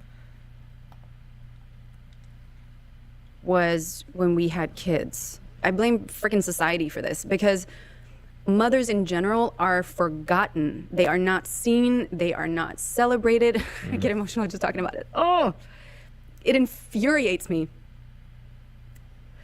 I love you so much. What is happening? What? She just like started crying on a hat because she's thinking about mothers not being appreciated enough. Girl, leave your husband.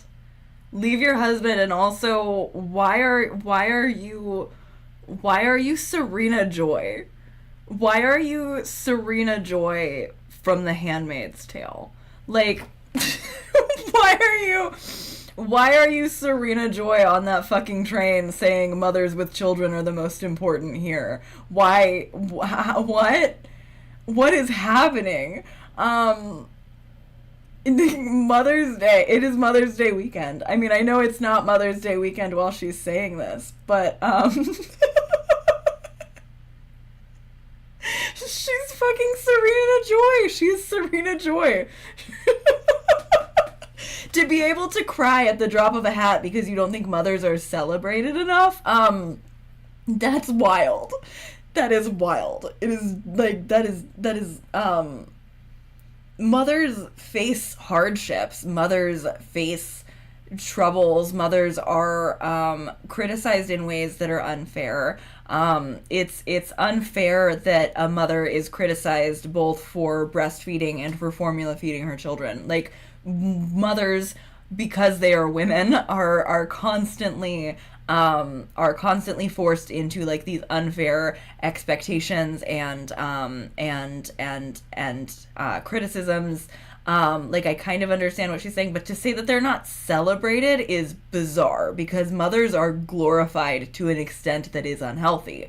Mothers are glorified to an extent that makes mothers unwilling and unable to accept help from others because they feel like they should be able to do it all on their own if they're even offered help, which they're usually not offered help. Yes. In 2020, when we celebrated nurses and doctors, we didn't pay them better or improve their material conditions, just called them heroes. That's what we do with mothers. Yes. We make them heroes, and heroes are valiant and disposable. This, yeah.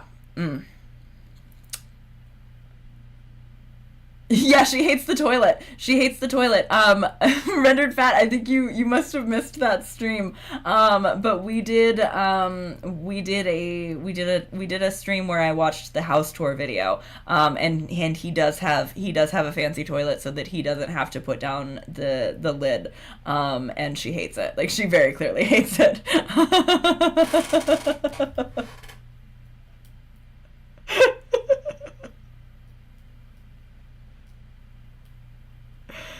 Wow.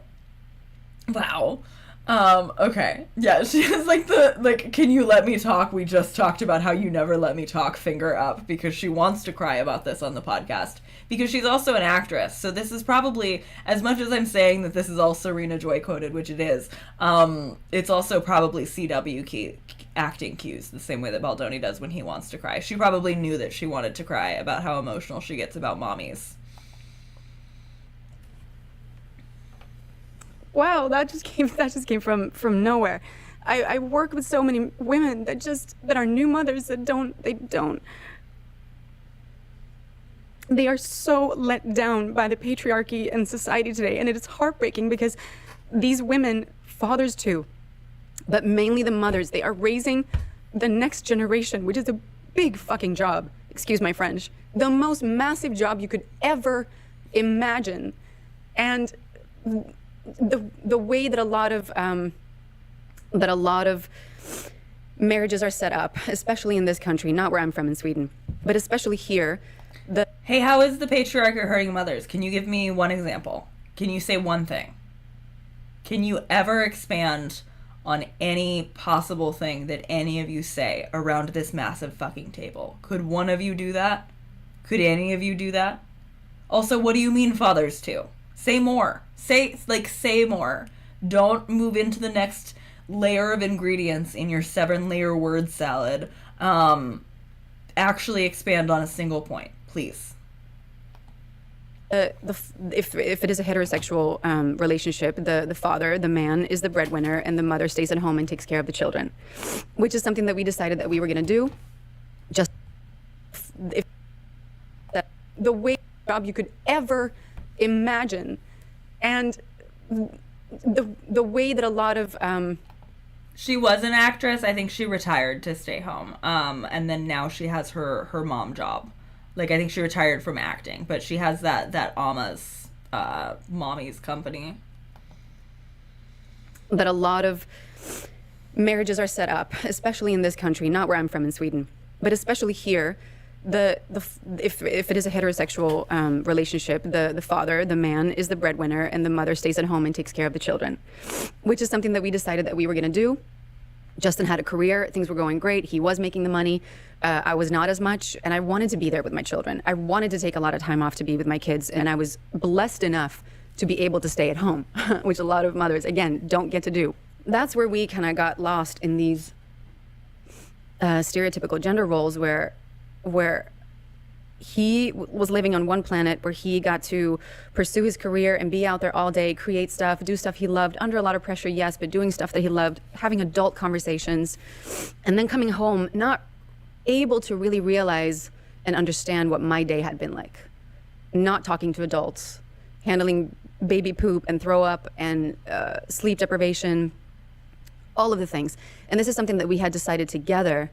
But I feel like that's where those typical gender roles really begin to hurt us, because I feel our men are not brought up really understanding the role of the mother and even what it means like to also take care of a house. How deadly boring it can be to cook, do the laundry, make sure that the house is clean. And there's just, I feel like we don't know yet how to fully support each other there, because society has no freaking clue how to support women in this role. How can we prepare men for fatherhood and marriage so that not all of that stuff has to land on the woman? Again, if it is. He can't do laundry when he gets home from work?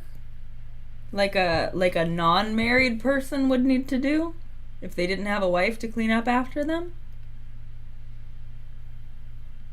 He's not changing the diapers when he's at work, even though she has to work the entire time he's at work with the babies, so she also has to work on taking care of the babies when he's home. Rough. This is not just what everybody decided heterosexual relationships are like. I don't like this.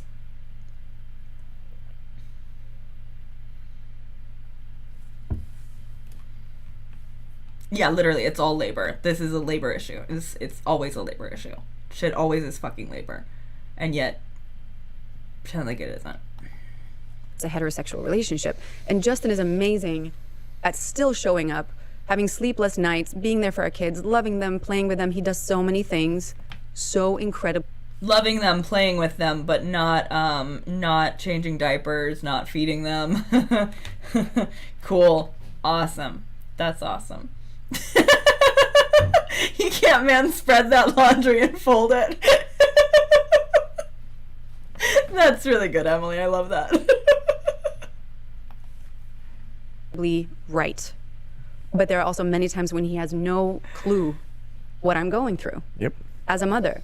But it's heartbreaking to be so close and yet feel so distant that at the end of the night, we just speak two different languages. I have no idea what his day was just like, and I can't understand it. He comes home, he can't understand me, but at least he gets the work that he puts in, gets critical acclaim, gets recognized, he gets awards, he gets to be on podcasts. Critical acclaim? He was on Jane the Virgin, babe. What critical acclaim? He gets money, he gets paid for it, he gets more job because of it. Like, he gets to build something, and people come up to me and tell me, Emily, you are so lucky to be married to Justin. She hates hearing that. And I'm like, do you have any idea?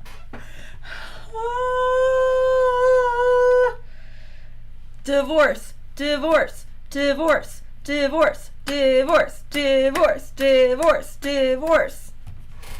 Please get a divorce. Holy fuck. They edited this and they post it. Like, I feel like we are forgetting here. They watched this back and they thought this was good enough to post. This is crazy. They should have watched this and then gotten a divorce. They should have stopped filming right here and been like, you know what? Actually, this isn't working. And then they should have gotten a divorce.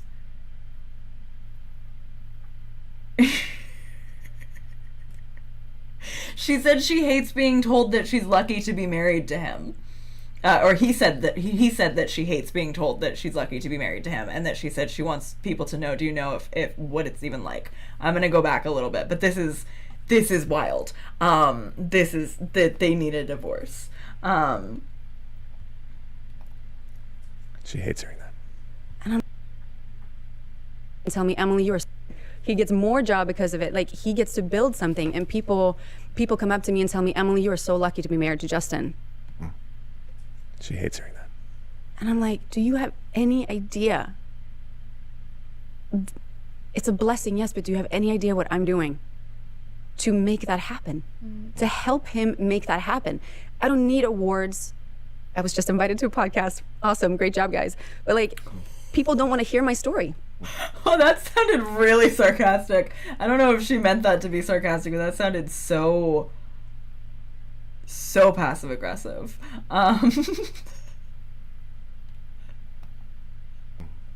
They don't, and I don't blame men for that. I just blame the system. I blame the patriarchy, the society. Who are the system? Who is society in the patriarchy, girl? You're so close. You're so close. Please get a divorce. Please get a divorce.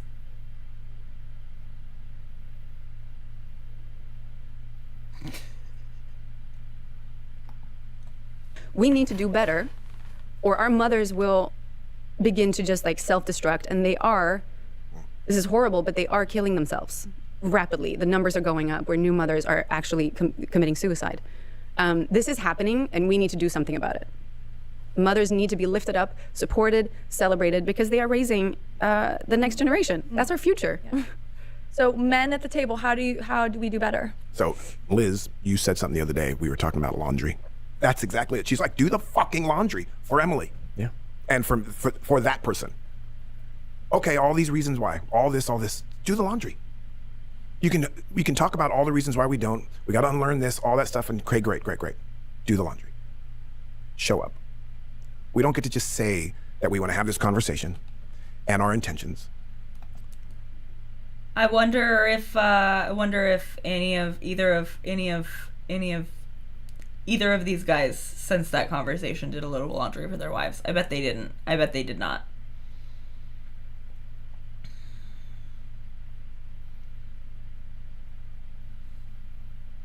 This is starting to feel more and more like an intervention for Justin and Emily's marriage.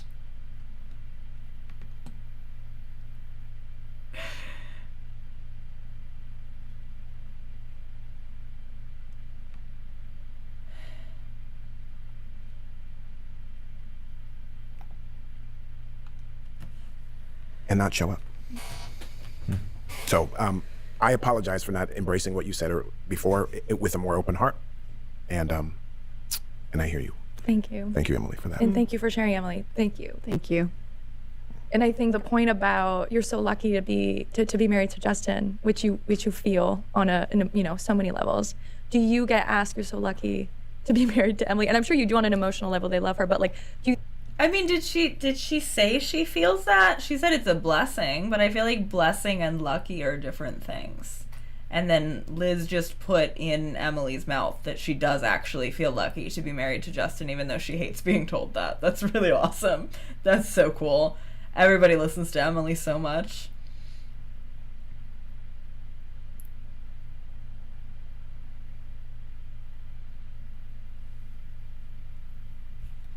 Also, yeah, the fact that she doesn't understand that it's also because of abortion laws that new mothers are killing themselves is insane to me. But, cool, whatever. I think people realize the work that it takes, the invisible work that it takes for you to be Justin. And that Emily is an integral part of that. Yeah, and that's what's so confusing is, I intentionally, in the building of whatever we've been building, I didn't want to ever separate her from I. So from the beginning, it was me and it was Emily. It was not just Justin. I didn't want to be a sex symbol or the guy, what the shows tried to turn me into and things. It was always her and I. And I really tried to show that. And I still found, and she still found, no matter what. No matter me showing all this stuff, me publicly thanking her, privately thanking her, making sure everyone knew what she was doing, didn't matter. Oh, that's really interesting. The word for luck and blessing are the same in a lot of Asian languages, so I've always thought they're the same thing. Maybe it's different in English. So I don't know that it would honestly be that different because she also is not coming from English. But like for my understanding of it is like luck is like like random chance, and a blessing would be more like a blessing would be more like a gift, like a thing that the universe or God or whatever deity is like positively doing for you. Where like if you're lucky, it's like you should be grateful because there's no good reason that you should have this, but you have it, so you should be thankful. To me, that's kind of the difference. And so, sorry, I'm coughing, but so her saying like her saying like it's a blessing, like her saying her marriage is a blessing, that makes sense to me because it's like a religious thing. But I don't know. I could be looking too much into the difference between those two words, but I just hate that she like specifically was saying she hates to be told that she's lucky, and then Liz was like, but you are lucky, obviously you feel that way, let's continue. Yeah, blessing is almost like you have something to do with it. It's almost like a loan from God or a good job gift from God.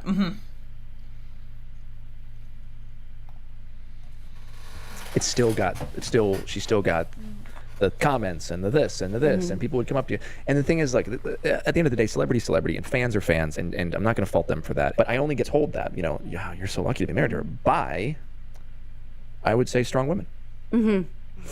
And I love hearing that. To which case, if it were not for her, there's no chance that this would be here. And again, like it's the weird, I don't know, it's like the weird trick of the patriarchy. And it's very similar to caretakers. It's very similar, like, Ai-jen Poo is a mutual friend of ours who, it's the invisible work that makes all the other work possible. Yeah. And yet it's like a never ending repeating cycle. Because the first time I will say this, the first time I ever heard a woman tell me about mothers, and like, or at least that I had ever heard, but that I'd ever been in a conversation was about mothers and the struggle and this like invisible, this invisible thing, this that they're making the world run. They don't know the word invisible labor or like mental load. They're using other words for it. Interesting.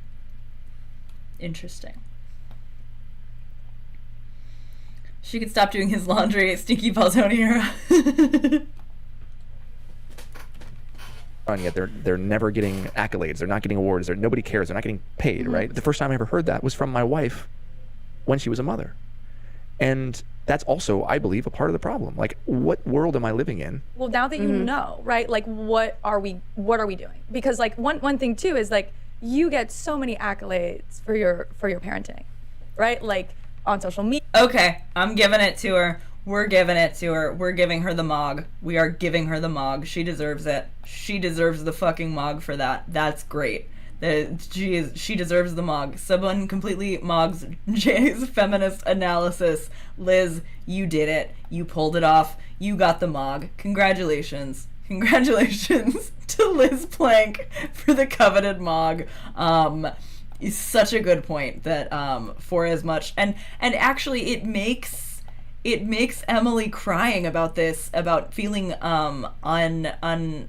unappreciated as a mother. It makes her make so much sense with Liz bringing up how much praise Justin Baldoni gets on social media for his fucking like natalist feminism letter about how cool it is when his wife gives birth to his baby for him.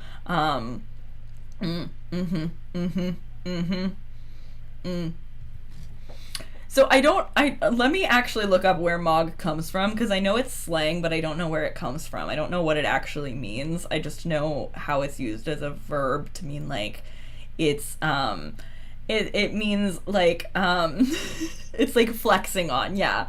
It means to outclass, used especially to describe one person as appearing far more attractive than another. It was originally used to praise one man as being taller, more muscular, or stereotypically handsome in direct comparison to another man. So this somebody mogging someone is being a Chad to their virgin, if you will. Yeah, shitting on them, dabbing on them, anything like that. So somebody mogging Justin's feminism is outclassing their feminism.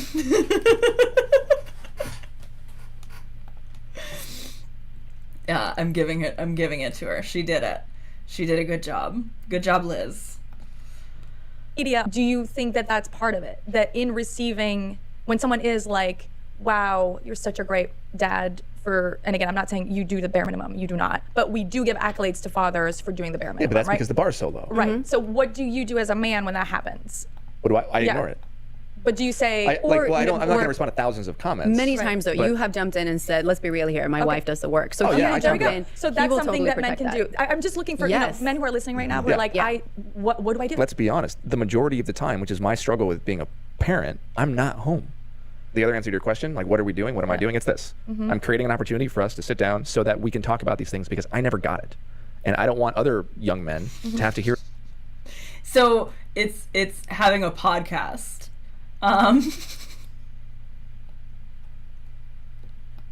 Awesome. Really cool. From their partners, and chances are they've been conditioned to not hear their partners. So by the point that happens, their marriage could already be screwed anyways, and then we're repeating the cycle, and it's just getting worse and worse and worse. So that's one thing. The other important thing is that, like, yeah, I feel really shitty as a dad most of the time because I feel like I'm missing my kids. And yet I feel like as a man, I'm trapped. I'm trapped in a hamster wheel where I need to keep going. I need to keep working. I need to keep providing. But yet, like, I also want to be with the kids, and I don't know how to get out of it. So when someone does tell me that, like, because when when I do I do show moments of me and my kids, I am an active father when I'm home, but I feel really guilty about it. So I always deflect it back to Emily. Like, thank God for my wife. See, maybe this is a little controversial. I don't know if this is where I get confused. And we're talking about masculinity and the bar being so low, and then we want men to go from a 1 to a 10, and then let's say you're a 3. Let's say I'm a 3. I heard you say the other day, which I get this, when fathers are home, they're babysitting their kids rather than just taking care of their kids, all that crap. Yeah. When fathers are present, as they should be, they're given all these accolades and mothers are not. At the same time, I know so many men that are not present. Bro, he just said what Liz said. Like, you're just ripping off Liz's analysis, actually. That's the whole reason she's even on this show.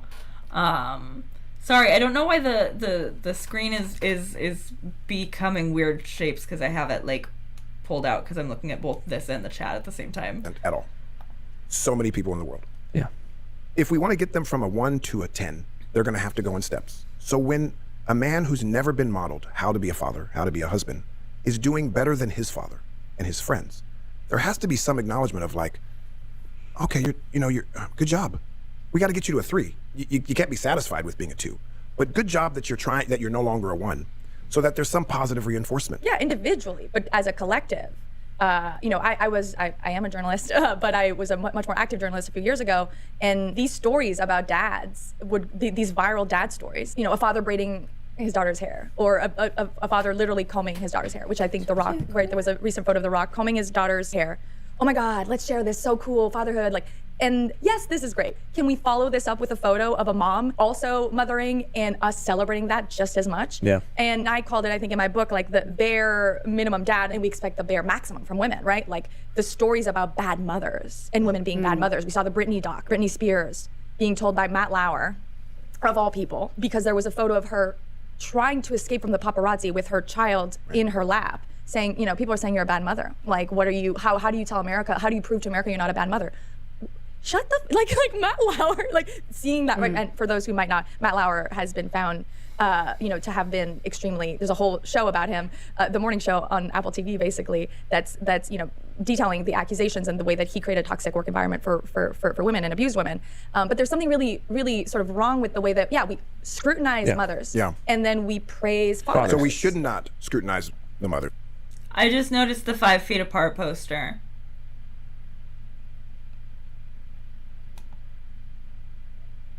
That is for sure. I just wonder that we don't get caught in this trap of 100% we need to honor in every way that what Emily said. We also don't want to belittle the progress of what men. So when Justin does something. Fuck you, bro. Oh my God. Let her have her point for 10 seconds before you, like, what the fuck? Oh, hi, Jojo. Jojo was asleep on the bed, and my big dramatic gagging noise woke her up.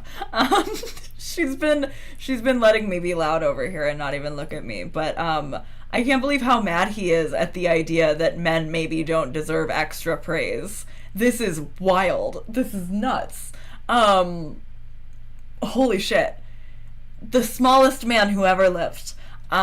These are tiny, tiny, insecure little babies.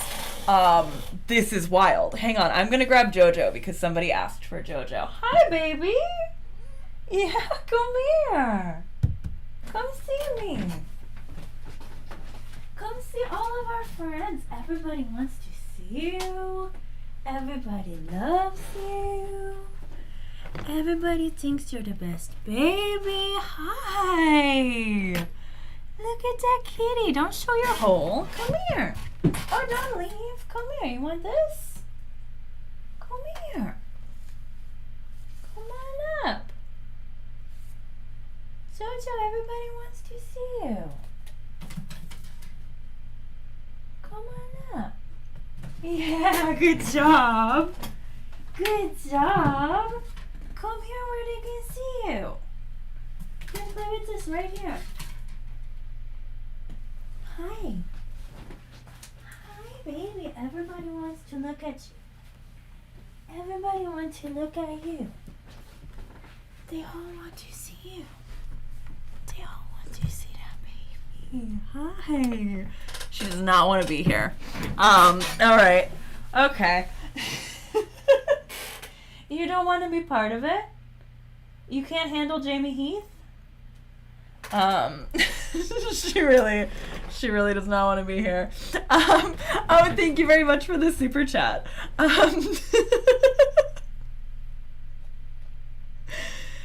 respect JoJo's privacy as a public figure. Thank you for the super chat. Cat tags don't show Holdo. JoJo, come here. Come here. You want any treats? Do you want any treats? Come here. Come here, baby. I really wanted her to hang out, but she doesn't feel like it. She wants nothing to do with Womb World. Hi. Okay. Well, we'll keep going. We'll watch Heath be a little whiny baby about how men deserve extra credit. Men deserve not just an equal attention cake, but they should get a 4-tier wedding cake. And women should be grateful. JoJo really said untag me from this mess. I think it's the lighting. Hang on. That's sweet and wonderful, or a man that's braiding his hair, it shouldn't be one begets the other. Oh, and this is what often happens as a man that's braiding hair. He said that like that's like a huge gesture. Fathers, or someone like Justin, he'll then deflect. Good job, Justin. You're a good dad. And then he'll deflect. Because it's like, I can't really own that because it's really my wife. And if I own it, then I'm going to be scrutinized for just doing what I should be doing. I agree with you both. It's so valuable what you were both saying. What is this angle? Is that a new shot? How many cameras do they have set up? How many cameras do they have set up? I feel like that was a new angle of Justin. I feel like we have not been seeing him from that shot. But yes, Jamie, I fully agree with that because as we know, for any growth or healing to be able to take place, the way that we are ridiculing each other and blaming each other and hating on each other and calling each other out constantly and canceling each other, that might feel good in the moment, but it is not going to take us anywhere. It's only going to create a larger gap. So what you said about individually, that they get some sort of response or a thank you is huge. It is important when I see that my husband is stepping up and doing something maybe out of his comfort zone, but he's really showing up. He might not even have time, but he's showing up. And I forget all the time, and I can be stuck in my anger sometimes too, but it is important that I say, thank you, babe. Can I just tell you how much of... Right, exactly. That's what I was going to say about men braiding hair. Some men braid their own hair. Like, not even just, like, braiding a child's hair, but, like, it's not... Again, it just is very clear that it feels like he's like, oh, that's a woman thing. More cams for the men than the women, equivalent to the pay gap. What load you just took off my shoulders by braiding Maya's hair or like taking care of bath time one night, right? But it's still, and I think it's really important that we women, that we're able to, like, she gave birth twice without medication. And when she was pregnant with a boy, he was like, you get to be done. Literally, why do we need both sides? Why do we need both sides of his face? Like, really stand in our woman with a capital W and able to say thank you. Stand in our woman with a capital W? What's that mean? I see what you just did there. Thank you. Even if we believe that you can do even better, I want you to continue to grow as a father and a man. But that thank you is important to fuel that growth, to fuel the healing that we all need so much. And if we want to create any kind of unity at some point in the future, we need to remember to see the humanity in each other. And as a mother, I have to understand how Justin was wired, how he was brought up, masculinity, what that has done in his life, and how that is informing the way that he fathers our children. If I can understand his trauma, if I can understand his wounds and his wiring and his blueprint, then I don't have to be so goddamn angry all the time. I see his humanity because I know how to see my own humanity. And when we meet in that place, and that goes back to communication, we need to communicate with each other. We're talking about marriage here today. We need to learn how to go to our partner and say, hey, Wednesday night, are you free? I want to sit down and talk to you for 2 hours. That might seem super odd, and you might really want to have that conversation right now because I'm pissed off and you and I need to talk. but you put it in the calendar. You make sure that you arrive to that conversation and consultation with an open heart, clear mind, where you can drop all your stuff on the table and put it there, but you're also willing to listen and see each other as human beings, and then putting it all out there and then figuring it out together so that you take action that is better than what you've done before. So we need to learn how to meet somewhere. The constant pointing of fingers and calling each other out, and worse than anything, ridiculing each other for not doing enough or not being enough, is only going to kill any inspiration and commitment that we might have. And that doesn't mean, I'm not saying that us as women, because we're talking about masculinity and femininity and women and men, women have the right to be angry and to be upset. Like we have the right to be. But I also see that we have a responsibility here to also create space for growth. And nobody can go from 1 to 10 in a day. And then when you don't have the capacity to do that, and that's happened with us, then I have to understand that I got to hold it and not be defensive and, shut down. Yeah. I'm not a mother, but I have I've studied this a lot, and I've thought about this a lot. And I guess one thing, that's the longest they've let Emily speak uninterrupted.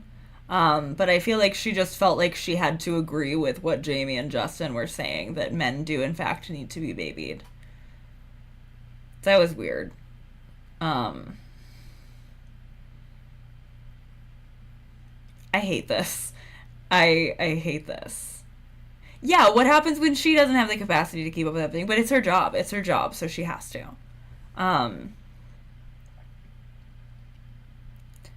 want them to get a divorce. I bet she thinks if their babies are out of diapers, it's not as bad as she thinks it is. But it's bad, girl. Girl, get a divorce. Girl, you need a union. That I'm thinking about is this study about the workplace, right? And how mothers are perceived, because women do everything and mothers do, right? It means that employers don't want to hire mothers.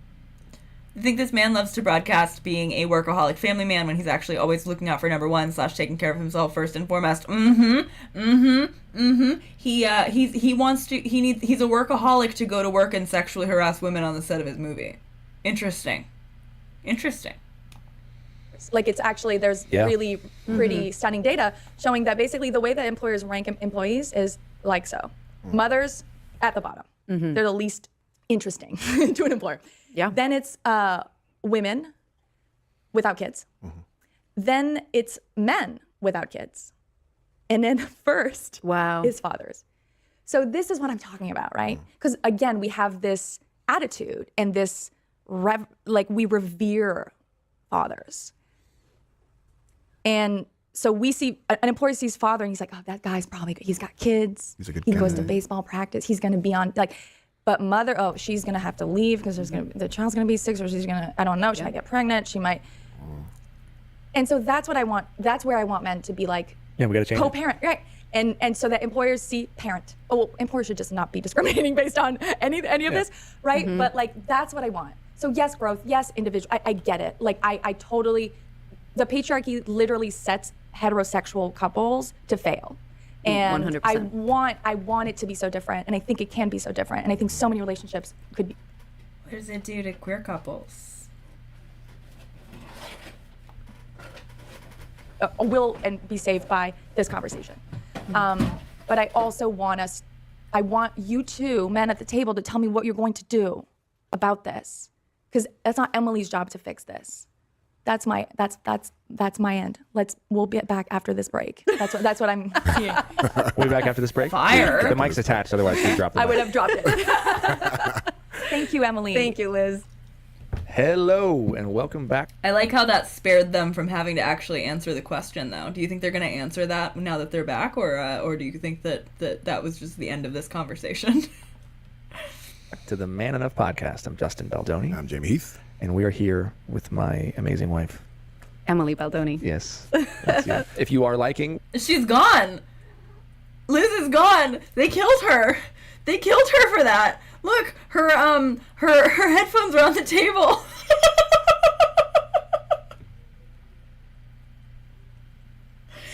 They ate her about that.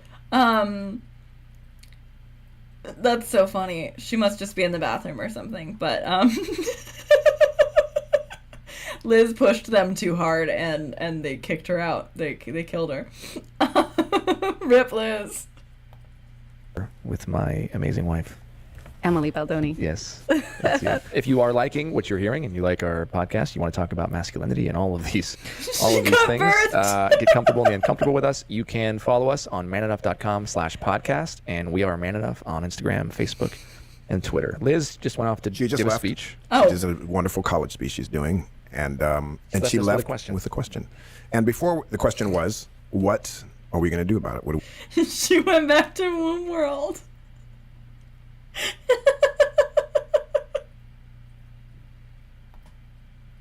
We doing? So before I have a thought. I addressed it earlier about what she had said, Liz had said earlier, and it was hard for me to embrace, but now I can embrace it because I just heard what you shared and it made all sense.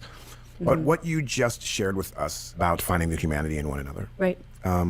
What I've literally ask Emily what Justin can do to make her life better, not the men. We know what the men think. What I try to say along the way and I stumble, you just articulated so beautifully and wonderfully. And so what am I doing? So because Liz pissed me off the other day. She'll be back in 10 months. Yes, men, 10. That's a good point. She left the water well, but she left her headphones also. Idiot. But I felt feelings, right? And I had to work through them. I went home and I was processing them and I stand for women and I believe and I raise my son to have ideas. I tell him that if you are not part of the solution, if you are not elevating women, if your friends don't say Knack is a man that actually goes out of his way to elevate the station of women and do everything they can. Knack? How does Knack come from Breakwell? Or does he have multiple children? Knack can't possibly come from Breakwell. It's got to be. Is it another kid? How many kids does he have? Because I know he has the one kid I know he has the penisless daughter who was born and he was like, where's the penis? And then Breakwell and Knack, who he is raising to have ideas. Then you're fucking failing.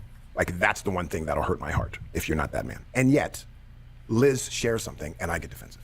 Mm-hmm. So I go home and talk to my wife and I ask her, this is just the other day, hey babe, am I sexist? And she says, And I was like, what do you mean? Why are you pausing? Right. Why did you pause for? She was like, no, of course you're not. And I was like, no, I want to know, what were you thinking in that pause? What was the pause? Mm-hmm. That's okay. I mean, I want to know it. I'm not asking why you paused. Tell me what that is. And the first thing she says is, you never do laundry. Even when you're home for the week and you're not working and you're out all night. You're not, out all night in the studio. Even when over the weekends when we're both home, you don't do as much. We need. I'm sorry for dropping penisless daughter without context. There was a post that he posted for his daughter's birthday where the entire story was an anecdote about him making an ass of himself in the delivery room because he thought he was having a son, and instead he was born and he literally he said, did he say penisless daughter, or was it just that he said where is her penis? But he for sure was saying that he was asking when the newborn was born where her penis is. I also just looked it up, and he has 2 older children and then also Breakwell. So there's 3. So I don't know if you don't do it because you're the man and I'm the woman, or you just, and then she started going to other things. And I just stood there and I listened to it. And then, so what am I going to do? Ultimately, what Liz just said, do the fucking laundry. Yeah. Mm-hmm. That's one thing, but it's really in the action. Yeah. Mm-hmm. So I can start tomorrow, this weekend. I'll do the laundry. Why didn't you start yesterday? If this happened like a week ago. If this happened a while ago and you already had a conversation with your wife about it, why didn't you already start? Cool. Laundry, yeah. And not just one time, but keep going. And one important thing there is to not ask your wife if the laundry needs to be made. Don't ask her if she needs help with the kids. Yeah. Don't ask her anything. Just go in and do it. Don't ask if the kids need a bath. grab the kids and give them a bath. It gives us such a sense of relief when somebody, especially our partner, jumps in and just helps without They're any kids questions asked. too, bro. And I will say, we are very blessed to have help. We have our nanny. She actually does our laundry if we're going to get.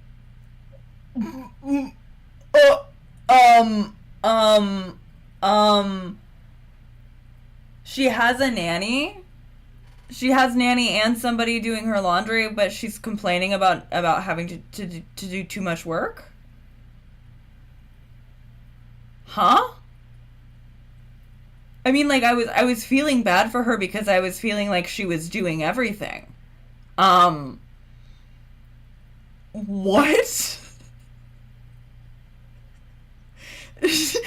Not the nanny reveal. Not the nanny reveal? What?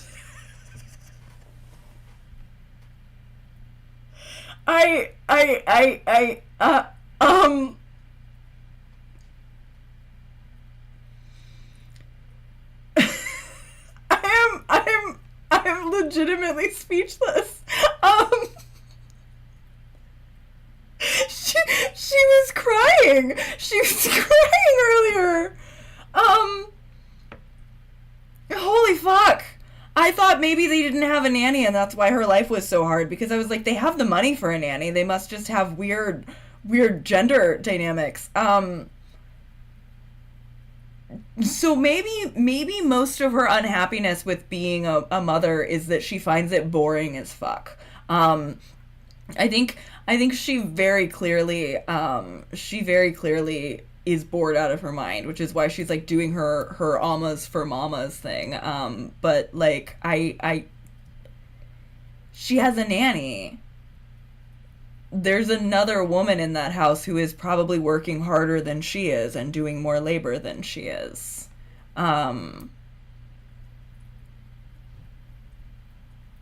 That's wild.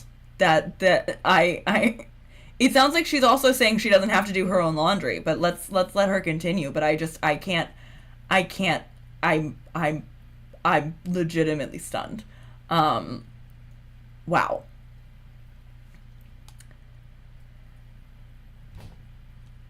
Really specific about laundry. Not in the beginning, but now she does. But I'll tell you, there's So she didn't do the nanny didn't do laundry at first, but now she help. does. Okay, cool. And just such Awesome. a sense of relief when somebody, especially our partner, jumps in and just helps without any questions asked. And I will say, we are very blessed to have help. We have our nanny. She actually does our laundry if we're going to get really specific about laundry. Not in the beginning, but now she does. But I'll tell you, there is something that happens in my body when Justin comes home and he just does something in our household or does something for the kids. There's a different texture to it when the partner comes in and takes that responsibility off of my shoulders for a few minutes. There's just a balance that is created that allows me to breathe and settle. So those things may seem super small. They're huge. Well, how does this work for you? So we know that we want equality, but equality doesn't mean sameness. Right? We all have, even if it's two men. I think we're about to get to the wings of the bird. Are we going to get to the wings of the bird? Equality doesn't mean sameness.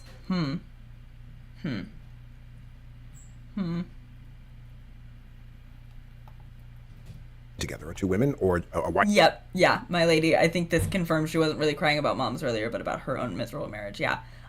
In my body is so weird. White person and a black person owning a business. Equality does not mean being the same. Totally. It's valuing of those things. How does that look? So there can be a household like yours where there are particular roles that you play and he plays. Yep. That could be different. That can still be equal. And another household might be flipped that way, and it's still equal. For sure. And I mean, it's worth it to say that it all depends on how you look at it. I can be super jealous of his life and those adult conversations that I was talking about earlier, and the fact that he gets to be out there in the world and do the things that he loves. But that also means that he has sleepless nights trying to figure something out while he's in production. Things are going wrong. People are getting pissed. He needs to manage all of it. He has so much pressure in his life to do things good. And this is a great example. He deeply cares about this kind of work, but none of it comes easy. He has to put in so many hours and so much work, so much blood, sweat, and tears in birthing this baby, right? So And I'm never going to do that. I don't have that pressure. The balance. I'm never gonna have to do a podcast, so it's fine that I had to give birth without pregnancy.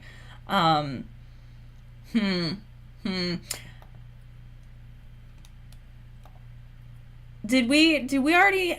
I think we forgot to say enforcing gender roles, because we've had so much fucking gender role shit. We're putting enforcing gender roles here, and I think also there was another one. There was another one I was gonna do. Did we? I think we already said we were gonna do weird comment about Emily. I don't know. Maybe we should wait. Maybe we should wait and see if there's one more. Okay. I really thought we were going to get to Two Wings of a Bird when he was saying that. Oh, Baldoni splaining. We absolutely had some Baldoni splaining. Okay. Okay. All right. So we need... I should have put a bunch of bullshit earlier. We need infantilizing women, and that will be one. We need him to get all the way to the wings of the bird, or sacred masculinity and femininity, and a life and death are the same, and that'll be one. Or we need Justin says something genuinely upsetting and values son over daughter. But so far, Emily has been the one saying things that I'm finding genuinely upsetting. So we'll see. We'll see. We're getting there. We're getting through here. Have we heard about his father yet? We've been hearing about him as a father, but I was thinking father anecdote was about Justin's own father.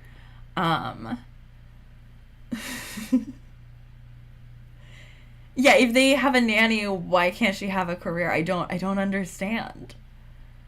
It's such an interesting choice of words, birthing this baby, considering their weird views on birth and babies. I agree. I think so too. Like she thinks that that's the most important thing, but then also, yeah, Trash, I genuinely agree with you. I do. We can watch that one, maybe tomorrow if people want to. I haven't seen it yet. I don't know if I want to do a full another episode tonight. But I think we could watch the we could watch the Diddy episode tomorrow if we want to. I just don't like this. I mean, I'm having fun streaming, but like this dynamic in their marriage, I feel like I'm learning a lot and I really hate it.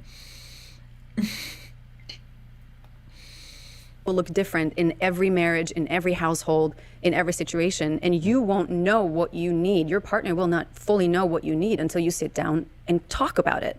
We're not mind readers. I almost feel like You're right. Oh my god, I think we like literally were using infantilizing as a word earlier. You are completely right, Rendered Fat. You are correct as usual. Infantilizing women, I think we do absolutely have infantilizing women. It was a while ago, but we had infantilizing women because of her saying about how she was so difficult and hard on him. That's 100% infantilizing women. You're right.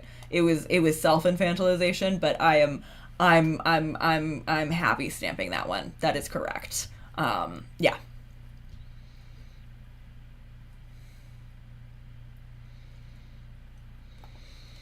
Back to what Liz was saying about dating. Right. Right. The fact that she asks all the questions, and men are just like, answering and not, or they'll ask one question but not a follow-up question. And so much of this, I think, can also be talked about early on. And honestly, you and I didn't really talk about it until we got married. Sorry, I didn't realize I still had the bingo up, and I also don't think I even said. But like, yes, this is officially a bingo. I think we can get another one though. We'll see if they mention the daughter.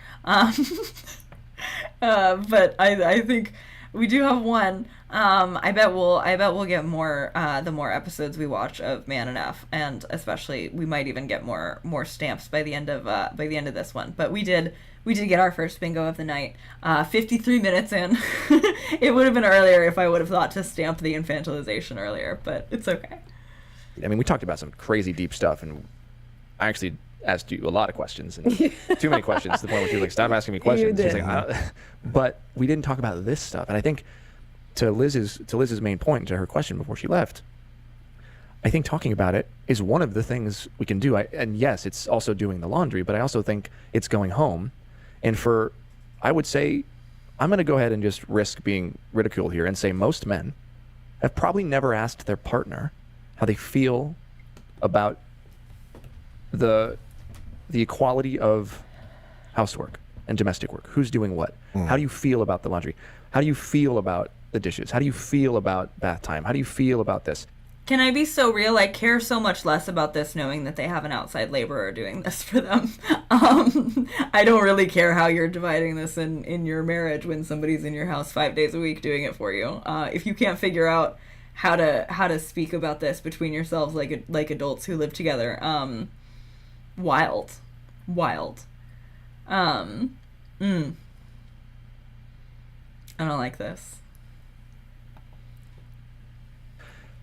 I understand that we might be living in this gender role here where I'm providing and you're at home taking care of the kids. And then, obviously that switches here and there based on a dynamic, but how do you feel about it? And I don't know if many men have ever asked their spouses that question. And I think that is probably because they don't want to know the answer. And then I would say, so we can start there because I do believe. Little Shop Valley, male feminist fixation on housework is so annoying. Just do it. That's not a feminist act. It's not a feminist act. It's not. And like I was saying about laundry earlier, I don't. If you didn't have a wife, you would have to do that shit for yourself. If you didn't have a wife, you would have to cook. If you didn't have a wife, you would have to clean. You would have to do your own laundry. Like, it's such fucking bullshit that you get to just, like, be married and then be like, well, I never have to think about anything. That's such bullshit. Also, my God, how is there still 20 minutes left? I feel like this has been going on for hours.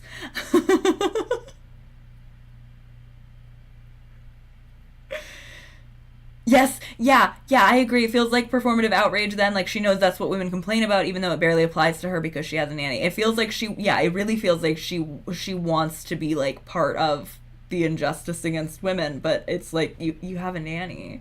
Yeah.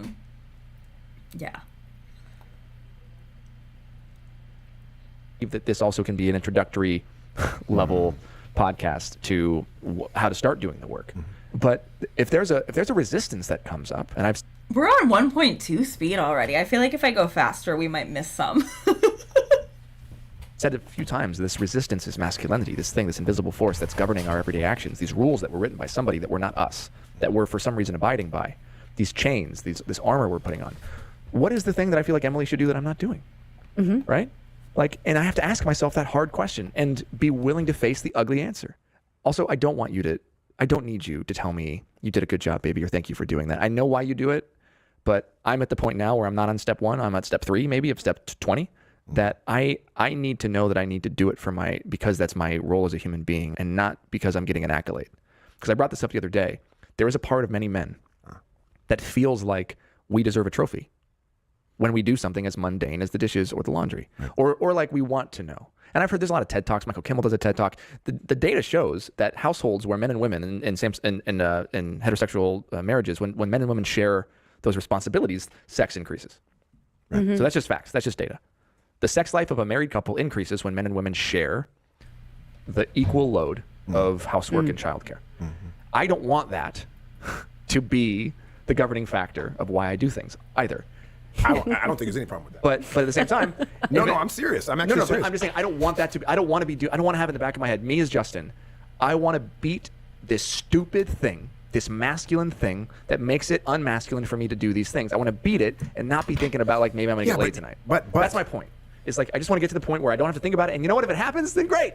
But I'm not doing it for that reason. I'm not doing it expecting the cookie. I'm not doing it expecting. It has to be about the bigger. I think you are doing it expecting the cookie, baby. I think that's why you brought up that it gets you lucky. That's all I'm trying to say. Yet, when people are at a 1 or a 2 or a 3, incentives matter. Sure. God gives us these things. God tells us in all teachings of religions, if people are religious in whatever faith they follow, that when you do this, X happens. That when you pray, when you're kind to people, this happens. Heaven is promised when such and such, right? I think I'm gonna do it. I think that's live, laugh, Baha'i, baby. I think that's live, laugh, Baha'i. That was an all religions are correct and all religions say the same thing very confidently. That's live, laugh, Baha'i. That was a live, laugh, Baha'i for sure. Also, how did we forget to pump natalism? I feel like the obsession over birth. I feel like natalism is already deserved too. That's definitely live laugh Baha'i though, to be like all religions say this. Because Baha'i is that big unifying religion where they believe everybody's right. I'm doing it. That's live laugh Baha'i. Are given incentives to be Yes. better. So if men are at the bottom, if there are white people that are still got their foot on my neck, and if you need an incentive to take your foot off my neck, then fine. Have a cookie. And when society continues to progress and grows, then fine, we'll take off the cookies off. And then the other thing that Liz said is, as a business owner, Yeah, Judaism doesn't do heaven. How can he say that? Exactly. Like what? Like they believe a thing, but then they believe that thing that they believe is consistent with everybody else's canon when it like genuinely is not. So strange. Yeah, I think it was probably harder at the start when they probably didn't have a nanny. Their religion thinks mothering is just a mother's job. That's why I was assuming that like she probably maybe didn't have a nanny. I was like, oh, they must make sure she has to do all the work herself, which is I think why I had such a strong reaction to the nanny reveal. I think, to be clear, like I don't think having a nanny is inherently bad. I think it doesn't sound great with the way that she was complaining about her own labor and then not acknowledging somebody else is doing labor until after Liz Plank left the room. But yeah, okay. Let's please don't put it in the papers that I'm only doing this for ass pats.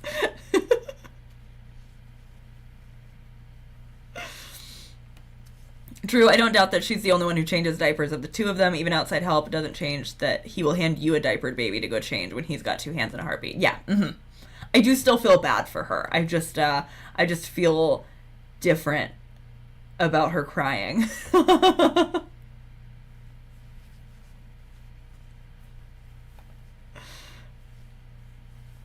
Are you reading her questions? no.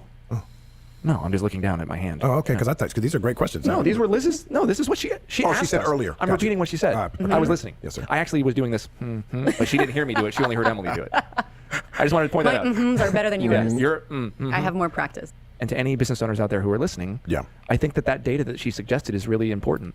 That we pay attention to the fact that we value fathers over mothers. We value fathers over men without children, over women without children, and of course over women with children. They're at the bottom. So all that to say, I, here at least at Wayfair Studios and Man Enough, will continue to make a concerted effort to make sure we are hiring mothers. I mean, you would be so lucky to have mothers on your team. Yep. Let's look at what you learn as a mother. Serena Joy once again. I've seen this clip too from Little Shop of Allie's excellent video. But this is so weird. So let's keep going. Infinite patience, compassion, the ability to just like show up no matter how tired you are. Can I just say, not my mom. My mom did not have infinite patience or compassion. That's not. I don't think that's what.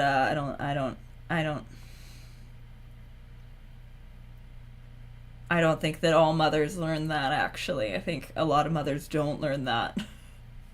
I think it's actually really hard to learn infinite compassion and patience and the ability to always show up no matter how tired you are. Like, I think that's something that's very difficult for humans to achieve, and that is not imbued upon you when you're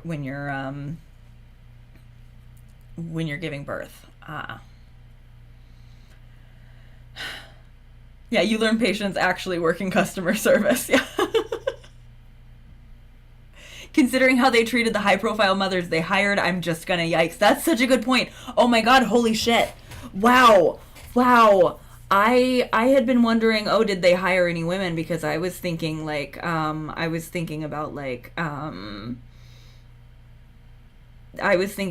in like corporate roles for Wayfair, but you're right. Just Jenny Slate and Blake Lively prove that they didn't treat the women that they did hire well. Wow, holy shit. That's a really good point. Fuck. I will make an effort to hire mothers so I can break into their trailers while they're breastfeeding. Wow. Whew. The power that you get to stand in as a mother, because you learn about the humanity in all things. When you have toddlers and you try to teach them right from wrong and set healthy, loving boundaries, learning how to be stern, Which fathers should also be doing, but okay. and grounded, yet doing that with kindness and love, that's when you learn how to see the humanity in people, even if you hate what they're doing, even if you hate what they're about and what they're saying. That, I believe that all mothers learn this. Yeah. And to have somebody like that on your team, a true badass, that word keeps coming up, mothers are true badasses. Like, you would be so lucky. It's not, you know, it shouldn't even feel like you're going out of your way to hire mothers. Like, good for you if you have a few of them on your team, because they will add so much value, which is why we need women leaders. That's right. Which is why this needs to happen, because we are going to guide this world in the next right direction, together with men, together with fathers, because you guys are incredible. You are amazing. You are necessary. We need you to step up. We need you to create space for mothers so that we can do this together. This idea that it has to be either the man or the woman is insane to me. We're on this dirt planet in the middle of the universe. My mom learned a lot by being a mother. For example, she learned that she hates children. Mine too.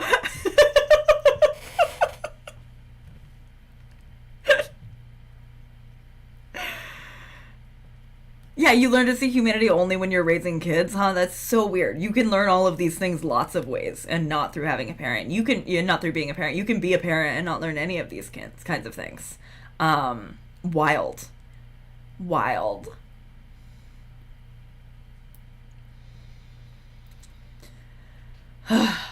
Jeez. Literally, like, the everything that this has, implied in it, in what she's saying, that she would say that she's not saying, but that she is saying, about, like, okay, so if this is true, and mothers learn all of this by being mothers, what about women who can't have children? How do you feel about them? Because I feel like you think that they are unable to reach their full potential, and that is a deeply sexist thing to think about somebody based on whether or not they can procreate. I don't think that having had children by this point in my life would make me a kinder person than I am right now.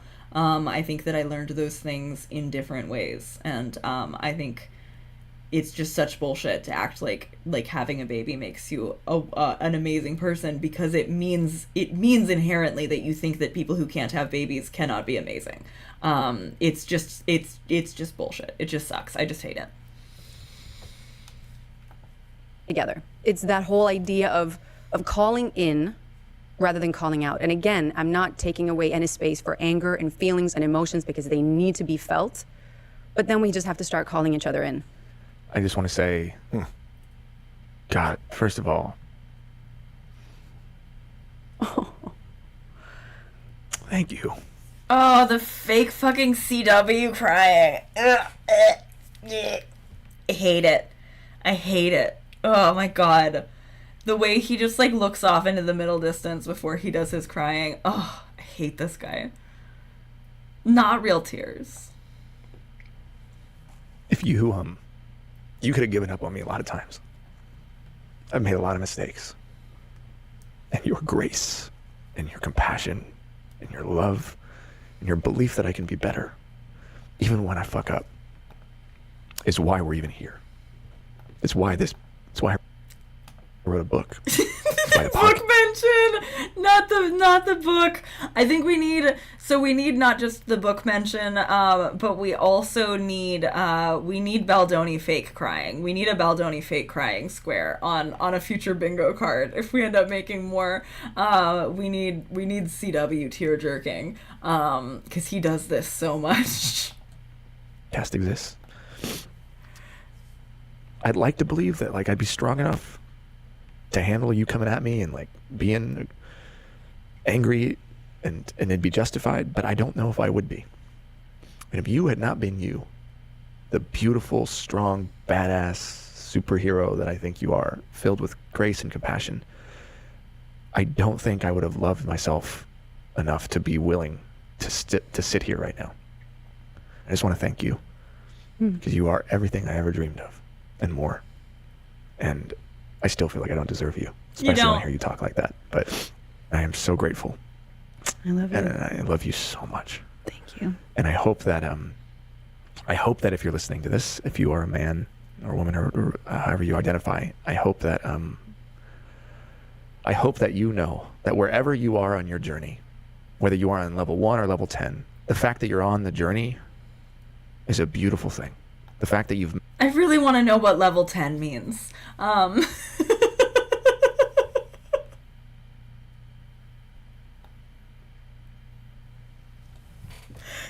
made it this far in this podcast and you care enough is a beautiful thing. And don't take that for granted. We need you. We need you. We need you. We need you. Liz needs you. My wife needs you. And this is a never-ending conversation. There's not going to ever be a solution or a right way. There's lots of wrong ways, but there's not just going to be one right way. And it means so much to me that you, the listener, are even listening to this right now and hanging in there. And because it could be uncomfortable and some stuff might have come up and you might have seen some shit in yourself through Jamie and myself. And I hope that you look at it, and I really hope that you have the conversation and you ask yourself Liz's question, which is, what are we going to do different? What are you going to do? What's the action? What steps are you going to take? It's the only way this world is going to get better. And it's the only way we'll ever get to a place of equality and unity. Mm-hmm. My love, thank you for coming on our... Should we ask you some quick rapid questions? Oh, shit. You're right. All right, quick. All right. Oh my god, we still have 12 more minutes after all of that? He was like out. He was doing an outro.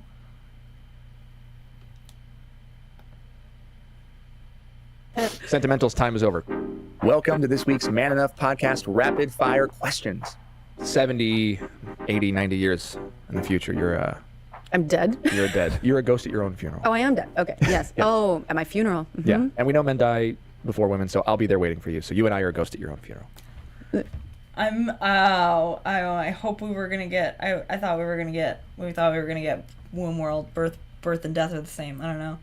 Yeah, the half whisper voice makes me feel so squicked out. It's gross. What do you hope is said about the way you move through the world? Oh my God. I hope people remember me for my compassion. Yeah, how is this rapid fire? Rapid fire should be like yes or no questions. A question that takes you several like minutes to get through is not rapid fire. What?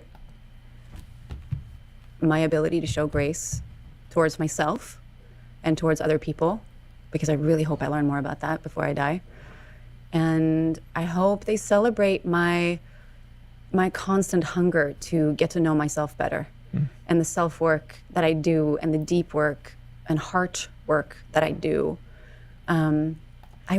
What is rapid? What is rapid about this? I hope that kind of stuff will be celebrated, especially when mothers do it, because it is the most beautiful journey that could possibly exist. So I hope that stuff is celebrated. Mm-hmm.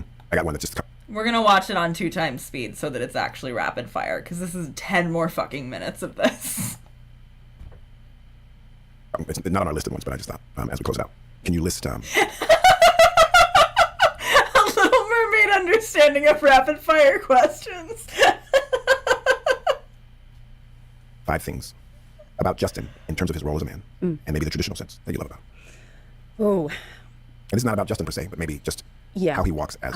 Wait, what was that question? The things about him as a traditional man that you love about him? Well, can you list 5 things about Justin in terms of his role as a man, and maybe the traditional sense that you love about him? His role as a man in maybe the traditional sense that you love about him.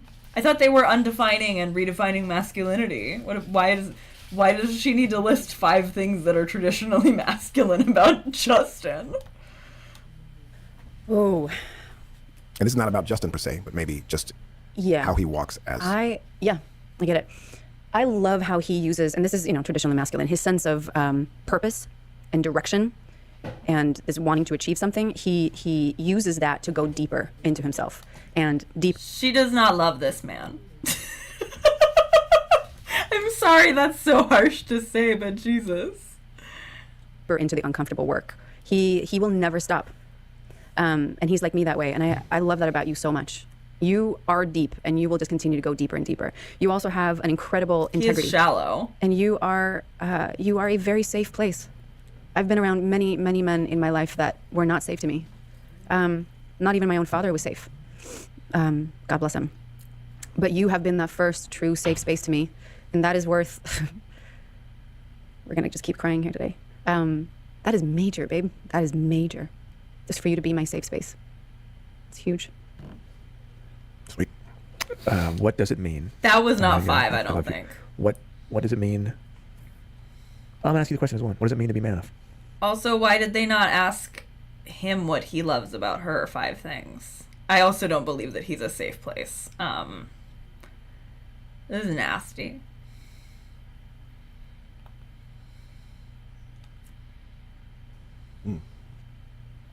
What does a woman want to see? What does it mean to be man enough? Or what do you want to see? What does it mean to you? Maybe not a woman. Yeah. First of all, I want to try to just take away the meaning of enough as if we always have to be enough. We already are enough. And that sounds very woo-woo, and I have a hard time understanding that myself half the time, but that need to be enough is what's screwing us up. Man enough to me is a man who is willing to be raw, vulnerable, look at his stuff, and using that as fertilizer to just grow, to keep growing, keep becoming more of who you are, whatever that is. Being a man. It was 2. It was 2. It was not 5. It was 2. Yeah, also, unfortunately, her father not being safe, unfortunately, explains why she didn't and still doesn't see the red flags with his love bombing and stalking. I agree. I think she's saying he's a safe place to sort of say, please don't do the thing you clearly want to do to me. It's a request. Means so many different things, and it looks Boiling water, safer than lava. Yeah. very different in all different bodies. But do the work to become more of who you are and why you were put here. Final question. Love it. Because Jamie asked you all these positive things about me, but I want to ask you a question that our producer Annabella asked. Why did you, after reading my book for the first time, look at me? We were in bed. I put it in the book. Look at me and say, babe, you need to read your own book. Because you're still doing that journey that you talk about in the book, the journey from your head to your heart. You haven't fully landed in your heart yet. You're not standing in your own truth just yet. You're on the journey though, which is really damn awesome. That's such an interesting thing to say. You don't know the moral of your own book because you're not there yet. You're on the journey. That's so interesting. She said that she was like, she didn't seem particularly shy even about answering that. Which, I mean, I guess it makes sense with him not thinking it's all that bad to be constantly like a work in progress or whatever. But, yikes. And you're doing the work, which is super attractive. You find me attractive? I find you very attractive. Sweet. But you wrote a really great book that is emotional and also very intellectual. And I think that there's a lot of things that all of us that we can understand 100% intellectually. And like all up here in our heads, we're like, yeah, I get that. But then when you make that journey to your heart, that's when it becomes a part of every fiber of your being. And why I told you to read your book and reread your book is so that it can continue to inspire you to go deeper, deeper, deeper, so that it becomes a part of you, so that you are a living example of what you're talking So you about. practice what you preach. But you know what? That may not happen until you're a ghost at your own funeral. I know, and that's okay. Love you. If you liked what you heard, please like and subscribe to us wherever you listen to your podcast. You can check us out on manenup.com/podcast. And we'll be back with a recap. It's a long episode, but it's a great episode. Hey. With Liz Plank, I'm Justin Baldoni. I'm Jamie Heath. And Emily Baldoni. I love you guys. I love you so I love much. you. We'll be right back. Good woman This you are. is Man Up. And enough. Are we done? Why is there still 5 minutes? Hello and welcome back to the What? Man Up Why? podcast. I'm Justin What? Baldoni here with Jamie Heath, and welcome Why does back, it Liz keep Plank. going? You just spoke. Why is there so much? Why is there so much of this episode? Oh, Emily's back. Not Emily. Liz Plank is back. They unkilled her. To Harvard? I did. Yeah, I'm sorry. I don't know. You hid that from us. Yeah, we I didn't know thought anything about it you were until this joking morning. about Boston. A small university in Boston. Yeah. Yeah, it's accurate. It is in Boston. And- Okay. Not so small, Yeah. but So, all right, real quick. You just were speaking about your book. I was. And that's a big deal. And it was to Women in Power. What was it called? It was a Women's History Month, like Women in Power conference, men and women. Yeah. And just look, Liz is I think that's all we need to know about Liz Plank, honestly. I know I gave her the Mog credit, but For the Love of Men, that's her book. Maybe we should read this. It kind of looks like Man Enough is in a trash can, where it deserves to be. I don't want to watch this about her book, honestly. I think we're good.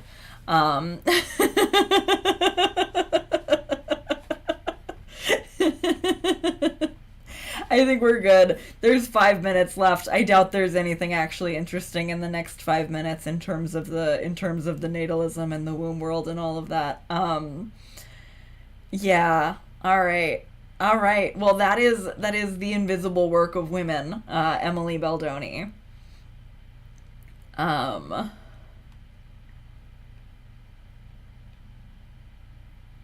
I think it speaks volumes that this is who Justin Baldoni is married to. Wow, what an incredible conversation this was. Emily Baldoni is so highly intelligent and graceful. I absolutely do not believe the Blake Lively version of this man. There's no way, not after listening to this episode, this man has emotional intelligence. His choice in his life partner shows who he is in his heart, and the fact that Emily chose him too shows who he is as a man. I hope he wins his lawsuit. You watch a podcast like this and the allegations become ludicrous. This is a good man, a loving husband, a man who tries hard to do the right thing, be better, etc. There is no way he would disrespect his lovely wife, or even degrade himself as the decent human he is trying so hard to be by acting in a way that is Sue-worthy.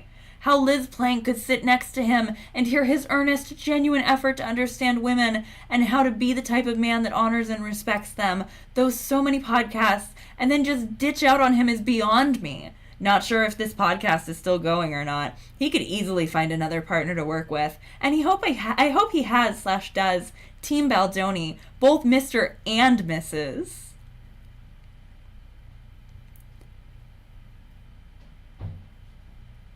I wish Justin would have cast Emily in It Ends With Us. She's beautiful and a professional actress. She had a small role in the movie, a technician who was performing a sonogram.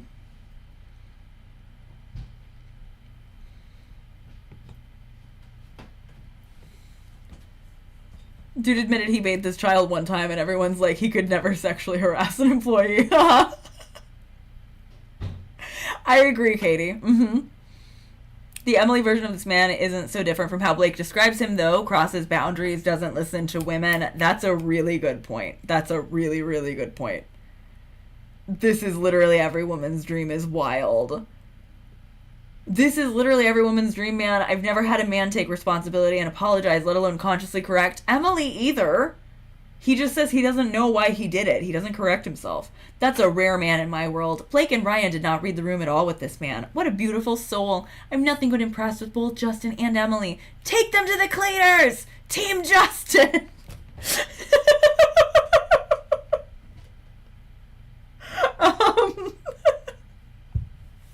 Sorry for yelling. Take you to the cleaners really loud. It's like 12:30. This is literally my nightmare. This is genuinely my nightmare. This is not every woman's dream. That's what's happening? Sorry. Hang on, I'm lost. I lost myself. Sorry. I got behind the stack. So, honestly, I love watching Man Enough together. This was like rough to get through, obviously, but this was really fun to watch. If anybody wants to leave when you watch this on the replay later, if you want to leave ideas for future Baldingo cards, please let me know so that we can watch more Baldoni together. But it is 12:30. We've been here for like 2.5 hours, and we streamed for like an hour and a half about Taylor Swift earlier. So I think I'm probably gonna hop off. But I would like to try to do another stream tomorrow, assuming that my head feels good. So we can watch more Man Enough tomorrow, maybe in the afternoon, maybe at night. We'll see how it shakes out. But thank you so much, everybody, for hanging out, and thank you again to these Violet Delights for the Baldingo card. I think that the bingo cards are so fun. This is like, it's fun to watch things in general, but it makes it so much more fun when we have a bingo card. So this was really great. Thank you so much for hanging out. I love you all very much. And yeah, this was fun.